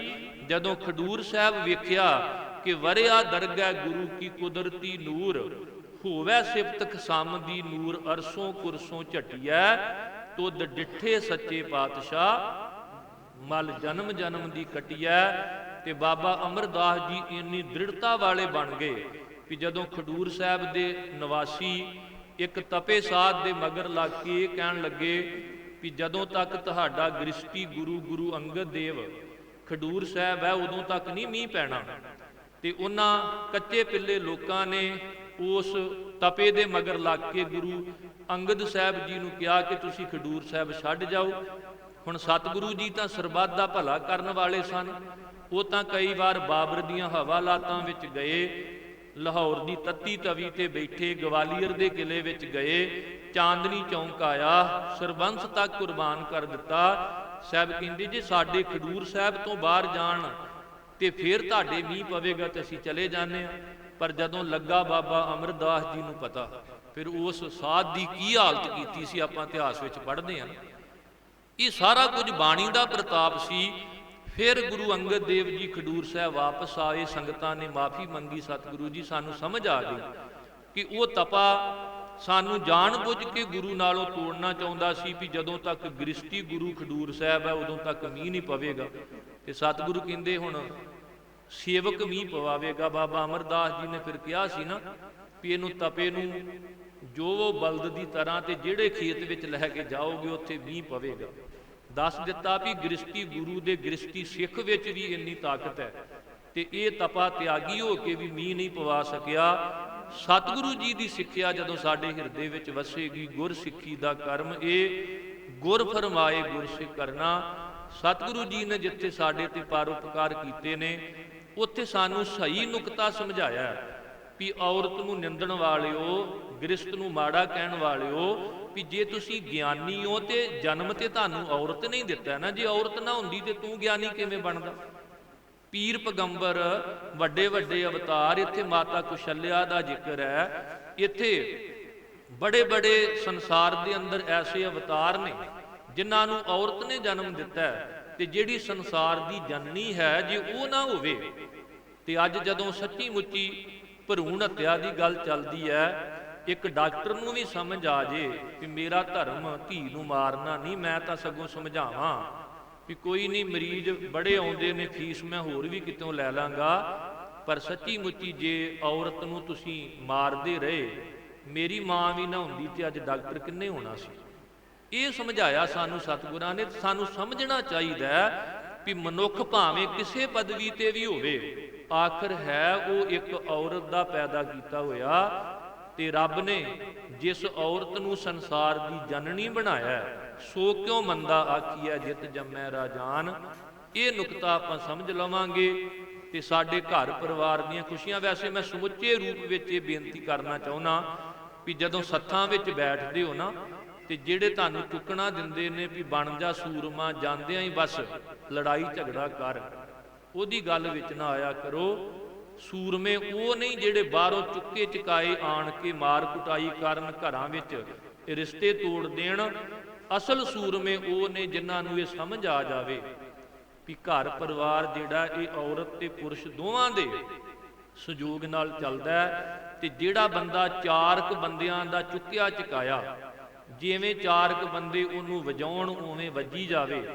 ਤੇ ਮੇਰਾ ਖਿਆਲ ਗੋਇੰਦਵਾਲ ਸਾਹਿਬ ਦੀ ਧਰਤੀ ਦਾ ਇਹ ਪ੍ਰਸੰਗ ਹੈ, ਜਦੋਂ ਗੁਰੂ ਅਮਰਦਾਸ ਜੀ ਨੇ ਬਚਨ ਕਹੇ ਸਨ, ਸ਼ੇਖਾ ਚੋ ਚੱਕਿਆ ਚੋ ਵਾਇਆ। ਉਸ ਸ਼ੇਖ ਨੂੰ ਚਾਰਕ ਬੰਦਿਆਂ ਨੇ ਚੁੱਕਿਆ ਸੀ ਤੇ ਚਾਰਕ ਬੰਦੇ ਜਿਵੇਂ ਉਹਨੂੰ ਕਹਿੰਦੇ ਸਨ ਉਹ ਉਵੇਂ ਵੱਜਦਾ ਸੀ, ਬੋਲਦਾ ਸੀ। ਸਾਹਿਬ ਕਹਿੰਦੇ ਸ਼ੇਖਾ ਚੋ ਚੱਕਿਆ, ਚਾਰਕ ਬੰਦਿਆਂ ਦੇ ਚੁੱਕਿਆਂ ਚੁਕਾਇਆ, ਜਿਵੇਂ ਉਹ ਤੈਨੂੰ ਬੁਲਾਉਂਦੇ ਨੇ ਤਿਵੇਂ ਤੂੰ ਬੋਲੀ ਜਾਣਾ। ਸ਼ੇਖਾ ਚੋ ਚੱਕਿਆ ਚੋ ਵਾਇਆ, ਇਹ ਮਨ ਇਕਤ ਘਰ ਆਣ, ਇਹੜ ਤੇਹੜ ਛੱਡ ਤੂੰ ਗੁਰ ਕਾ ਸ਼ਬਦ ਪਛਾਣ। ਸਾਹਿਬ ਕਹਿੰਦੇ ਸ਼ੇਖੀ ਇਸ ਗੱਲ ਵਿੱਚ ਨਹੀਂ ਹੈ ਵੀ ਤੂੰ ਚਾਰ ਬੰਦਿਆਂ ਦਾ ਚੁੱਕਿਆ ਚੁਕਾਇਆ, ਜਿਵੇਂ ਉਹ ਵਜਾਉਣ ਉਵੇਂ ਵੱਜੀ ਜਾਵੇਂ। ਤੂੰ ਸਮਝ ਵੀ ਅਸਲ ਵਿੱਚ ਤਤ ਦੀ ਗੱਲ ਕੀ ਹੈ। ਜਿਹੜਾ ਬੰਦਾ ਚਾਰਕ ਬੰਦਿਆਂ ਦਾ ਚੁੱਕਿਆ ਚੁਕਾਇਆ ਘਰ ਆਣ ਕੇ ਲੜਾਈ ਕਰੇ, ਝਗੜਾ ਕਰੇ, ਗੱਲ ਫਿਰ ਰਿਸ਼ਤੇ ਟੁੱਟਣ ਤੱਕ ਚੱਲ ਜੇ, ਉਹ ਸਿਆਣਪ ਨਹੀਂ ਹੈ। ਸਿਆਣਪ ਇਹੀ ਹੈ ਕਿ ਸੱਚਮੁੱਚ ਜਿਨ੍ਹਾਂ ਨੂੰ ਆਪਾਂ ਜੀਵਨ ਸਾਥਣ ਜਾਂ ਜੀਵਨ ਸਾਥੀ ਕਹਿੰਦੇ ਆ ਗੁਰੂ ਗ੍ਰੰਥ ਸਾਹਿਬ ਦੀ ਹਜ਼ੂਰੀ ਵਿੱਚ, ਸੱਚੀ ਮੁੱਚੀ ਅਸਲ ਜਿਹੜਾ ਸਭ ਤੋਂ ਮਨੁੱਖ ਦੇ ਨੇੜੇ ਹੈ ਉਹ ਪਤੀ ਤੇ ਪਤਨੀ ਹੈ। ਪਰਮਾਤਮਾ ਦੀ ਜਦੋਂ ਗੱਲ ਆਵੇਗੀ ਉਦੋਂ ਤੇ ਆਪਾਂ ਇਹ ਮੰਨਣਾ ਹੀ ਹੈ ਵੀ ਸਭ ਤੋਂ ਉੱਤਮ ਸਾਥ ਪਰਮਾਤਮਾ ਦਾ ਹੈ, ਪਰ ਉਸ ਤੋਂ ਥੱਲੇ ਜੇ ਆਪਾਂ ਰਿਸ਼ਤਿਆਂ ਦੀ ਗੱਲ ਕਰਾਂਗੇ ਤੇ ਸਭ ਤੋਂ ਨੇੜਲਾ ਰਿਸ਼ਤਾ ਜਿਹਨੂੰ ਜੀਵਨ ਸਾਥੀ ਕਿਹਾ ਜਾਂਦਾ ਹੈ ਉਹ ਪਤੀ ਤੇ ਪਤਨੀ ਹੈ। ਜਦੋਂ ਇਹ ਨੁਕਤਾ ਸਮਝ ਆਵੇ ਤੇ ਫਿਰ ਸੱਚਮੁੱਚ ਸਾਡੇ ਘਰ ਪਰਿਵਾਰਾਂ ਦੇ ਅੰਦਰ ਫਿਰ ਰੌਣਕਾਂ ਬਹਾਲ ਹੋਣਗੀਆਂ। ਇਹ ਹੱਸਦੀ ਵਸਦੀ ਖਿੜੀ ਫੁਲਵਾੜੀ ਮਹਿਕਾਂ ਦੇਵੇਗੀ ਸੰਸਾਰ ਵਿੱਚ। ਤੇ ਗੁਰੂ ਨਾਨਕ ਸਾਹਿਬ ਜੀ ਨੇ ਜਿਵੇਂ ਆਪ ਗ੍ਰਸਤ ਨੂੰ ਅਪਣਾਇਆ ਤੇ ਸਾਨੂੰ ਸਾਰਿਆਂ ਨੂੰ ਇੱਕ ਪ੍ਰੈਕਟੀਕਲ ਤੌਰ ਤੇ ਦੱਸਿਆ। ਅੱਜ ਵੀ ਅਸੀਂ ਮਾਤਾ ਸੁਲੱਖਣੀ ਜੀ ਨੂੰ ਨਮਸਕਾਰ ਕਰਦੇ ਹਾਂ, ਜਿਨ੍ਹਾਂ ਨੇ ਬੜੀ ਵੱਡੀ ਜ਼ਿੰਮੇਵਾਰੀ ਸੰਭਾਲ ਕੇ ਗੁਰੂ ਨਾਨਕ ਸਾਹਿਬ ਜੀ ਨੂੰ ਪ੍ਰਚਾਰ ਕਰਨ ਲਈ ਭੇਜਿਆ ਸੀ। ਮਾਂ ਖੀਵੀ ਦਾ ਜ਼ਿਕਰ ਗੁਰੂ ਗ੍ਰੰਥ ਸਾਹਿਬ ਨੇ ਕੀਤਾ, ਬਲਵੰਡ ਖੀਵੀ ਨੇਕ ਜਨ, ਜਿਸ ਬਹੁਤੀ ਛਾਉ ਪਤਰਾਲੀ, ਲੰਗਰ ਦੌਲਤ ਵੰਡੀਐ ਰਸ ਅੰਮ੍ਰਿਤ ਖੀਰ ਘਿਆਲੀ। ਮਾਂ ਗੁਜਰ ਕੌਰ ਨੂੰ ਸਾਡਾ ਬਾਰ-ਬਾਰ ਪ੍ਰਣਾਮ ਹੈ, ਜਿਨ੍ਹਾਂ ਨੇ ਸੱਚਮੁੱਚ ਆਪਣਾ ਸਾਰਾ ਸਰਬੰਸ ਕੁਰਬਾਨ ਕਰਕੇ ਵੀ ਮਨੁੱਖਤਾ ਦਾ ਭਲਾ ਕੀਤਾ ਸੀ। ਗੁਰੂ ਕਲਗੀਧਰ ਪਾਤਸ਼ਾਹ ਜਿਨ੍ਹਾਂ ਦਾ ਆਗਮਨ, ਜਿਨ੍ਹਾਂ ਦਾ ਪ੍ਰਕਾਸ਼, ਧੰਨ ਧੰਨ ਸੋ ਜਨਨੀ ਜਿਨ ਗੁਰੂ ਜਣਿਆ ਮਾਏ। ਸਤਿਗੁਰੂ ਕਿਰਪਾ ਕਰਨ ਇਸ ਪਰਿਵਾਰ ਦੇ ਜੋ ਆਰੰਭੇ ਕਾਰਜ ਨੇ ਅੰਗ ਸੰਗ ਸਹਾਈ ਹੋ ਕੇ ਸਤਿਗੁਰੂ ਜੀ ਕਾਰਜ ਸਫਲੇ ਕਰਨ। ਜਦੋਂ ਵੀ ਗੁਰੂ ਦੀ ਸੋਚ ਸਾਡੇ ਜੀਵਨ ਵਿੱਚ ਆਉਂਦੀ ਹੈ ਤੇ ਸਤਿਗੁਰੂ ਜੀ ਆਪਣੀ ਵਿਚਾਰਧਾਰਾ ਕਰਕੇ ਸਾਡੇ ਕਾਰਜਾਂ ਵਿੱਚ ਸ਼ਾਮਲ ਹੁੰਦੇ ਨੇ। ਜਦੋਂ ਤੁਸੀਂ ਵਿਆਹਾਂ ਸਮੇਂ ਗੁਰੂ ਦੀ ਮਰਿਆਦਾ ਦਾ ਖਿਆਲ ਰੱਖੋਗੇ ਤੇ ਤੁਹਾਨੂੰ ਇੰਜ ਲੱਗੇਗਾ ਕਿ ਗੁਰੂ ਗ੍ਰੰਥ ਸਾਹਿਬ ਜੀ ਸਾਡੇ ਬੱਚਿਆਂ ਦੇ ਕਾਰਜ ਵਿੱਚ ਸ਼ਾਮਲ ਨੇ। ਸਿੱਖਿਆ ਕਰਕੇ ਸਤਿਗੁਰੂ ਜੀ ਅੰਗ ਸੰਗ ਨੇ, ਤੇ ਜਦੋਂ ਅਸੀਂ ਗੁਰੂ ਦੀ ਸਿੱਖਿਆ ਨੂੰ ਹਿਰਦੇ ਵਿੱਚੋਂ ਵਸਾਰ ਦਿੰਨੇ ਆ ਤੇ ਫਿਰ ਸਾਨੂੰ ਇਹ ਵੀ ਸਮਝ ਨਹੀਂ ਆਉਂਦੀ ਕਿ ਗੁਰ ਮੇਰਾ ਸੰਗ ਸਦਾ ਹੈ ਨਾਲੇ। ਫਿਰ ਅਸੀਂ ਕਈ ਵਾਰ ਇਹ ਸਮਝਦੇ ਹਾਂ ਵੀ ਸ਼ਾਇਦ ਗੁਰੂ ਦਾ ਟਿਕਾਣਾ ਗੁਰਦੁਆਰਾ ਸਾਹਿਬ ਜਾਂ ਸੁਖਾਸਨ ਸਾਹਿਬ ਇਹੀ ਹੈ। ਨਹੀਂ, ਜਦੋਂ ਸਾਡੇ ਹਿਰਦਿਆਂ ਵਿੱਚ ਗੁਰੂ ਦਾ ਪ੍ਰਕਾਸ਼ ਹੋਵੇਗਾ ਤੇ ਫਿਰ ਸੱਚਮੁੱਚ ਗੁਰਬਾਣੀ ਇਸ ਜੱਗ ਮੈਂ ਚਾਨਣ। ਜਦੋਂ ਗੁਰਬਾਣੀ ਦੀ ਲੋਹ ਵਿੱਚ ਤੁਰ ਪਵਾਂਗੇ ਫਿਰ ਠੇਡੇ ਖਾਣ ਤੋਂ ਬਚ ਜਾਵਾਂਗੇ। ਕੋਈ ਸਾਹਾ ਸੋਧਣ ਦੀ ਲੋੜ ਨਹੀਂ, ਚੰਗੇ ਮਾੜੇ ਦਿਨਾਂ ਦੀ ਵਿਚਾਰ ਕਰਨ ਦੀ ਲੋੜ ਨਹੀਂ। ਸਾਹਾ ਗਣੈ ਨ ਕਰੈ ਵਿਚਾਰ, ਸਾਹੇ ਉੱਪਰ ਏਕ ਓੰਕਾਰ। ਉਸ ਇੱਕੋ ਓੰਕਾਰ ਨਾਲ ਜੁੜ ਜਾਈਏ। ਸਾਰਾ ਕੁਝ ਉਹਦਾ ਹੀ ਪੈਦਾ ਕੀਤਾ ਹੋਇਆ। ਸਤਿਗੁਰੂ ਕਿਰਪਾ ਕਰਨ, ਦੋਵਾਂ ਪਰਿਵਾਰਾਂ ਦੇ ਸਿਰ ਤੇ ਮਿਹਰ ਭਰਿਆ ਹੱਥ ਰੱਖਣ। ਅੱਜ ਆਪ ਸਾਰੇ ਦੂਰੋਂ ਨੇੜਿਓਂ ਚੱਲ ਕੇ ਇਸ ਖੁਸ਼ੀ ਦੇ ਕਾਰਜ ਵਿੱਚ ਸ਼ਾਮਲ ਹੋਣ ਵਾਸਤੇ ਆਏ ਹੋ। ਪਰਿਵਾਰ ਦੀ ਇੱਛਾ ਸੀ ਦਾਸ ਭਾਵੇਂ ਗੁਰਮਤਿ ਪ੍ਰਚਾਰ ਕਰਨ ਵਾਸਤੇ ਥੋੜ੍ਹਾ ਜਿਹਾ ਆਊਟ ਆਫ ਸਟੇਟ ਮਹਾਰਾਸ਼ਟਰ ਵਿੱਚ, ਕਿਉਂਕਿ ਬੰਬਈ ਸਮਾਗਮ ਚੱਲ ਰਹੇ ਸਨ ਤੇ ਉਹਦੇ ਕਰਕੇ ਥੋੜ੍ਹਾ ਜਿਹਾ ਦਾਸ ਦਾ ਗਲਾ ਵੀ ਖਰਾਬ ਸੀਗਾ। ਪਰ ਫਿਰ ਵੀ ਭਾਈ ਸੁਖਮਨ ਸਿੰਘ ਜੀ ਜੋ ਇਸ ਪਰਿਵਾਰ ਦੇ ਨਾਲ ਬੜਾ ਉਹਨਾਂ ਦਾ ਨੇੜਲਾ ਰਿਸ਼ਤਾ ਹੈ, ਉਹ ਦਾਸ ਦੇ ਨਾਲ ਹੀ ਗੁਰਮਤਿ ਪ੍ਰਚਾਰ ਵਿੱਚ ਜਾਂਦੇ ਨੇ। ਉਹਨਾਂ ਨੇ ਵੀ ਇਹ ਪ੍ਰੇਰਨਾ ਕੀਤੀ ਸੀ ਕਿ ਸਾਡੇ ਭੂਆ ਜੀ ਦੇ ਪਰਿਵਾਰ ਵਿੱਚ ਇਹ ਇੱਛਾ ਹੈ ਕਿ ਥੋੜ੍ਹੇ ਤੋਂ ਥੋੜ੍ਹਾ ਸਮਾਂ ਵੀ ਕੱਢ ਕੇ ਜ਼ਰੂਰ ਗੁਰਮਤਿ ਵਿਚਾਰਾਂ ਦੀ ਜਿਹੜੀ ਸਾਂਝ ਹੈ ਉਹ ਪਾਈ ਜਾਵੇ। ਦਾਸ ਇੱਥੇ ਹੀ ਸਮਾਪਤੀ ਕਰਦਾ ਹੋਈਆਂ ਭੁੱਲਾਂ ਤੋਂ ਆਪ ਜੀ ਨੇ ਖਿਮਾ ਕਰ ਦੇਣਾ। ਕੋਟਾਨ ਕੋਟ ਸ਼ੁਕਰ ਸਾਹਿਬ ਸਤਿਗੁਰੂ ਗੁਰੂ ਗ੍ਰੰਥ ਸਾਹਿਬ ਜੀ ਦਾ, ਅਕਾਲ ਪੁਰਖ ਵਾਹਿਗੁਰੂ ਜੀ ਦਾ, ਆਪ ਸਾਰੀਆਂ ਸੰਗਤਾਂ ਦਾ।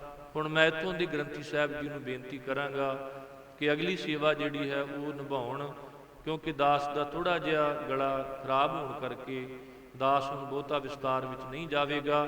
ਫਿਰ ਇੱਕ ਵਾਰ ਸਾਰਿਆਂ ਦਾ ਤਹਿ ਦਿਲ ਤੋਂ ਧੰਨਵਾਦ। ਆਓ ਹੁਣ ਅਗਲਾ ਪ੍ਰੋਗਰਾਮ ਸਰਵਣ ਕਰੋ।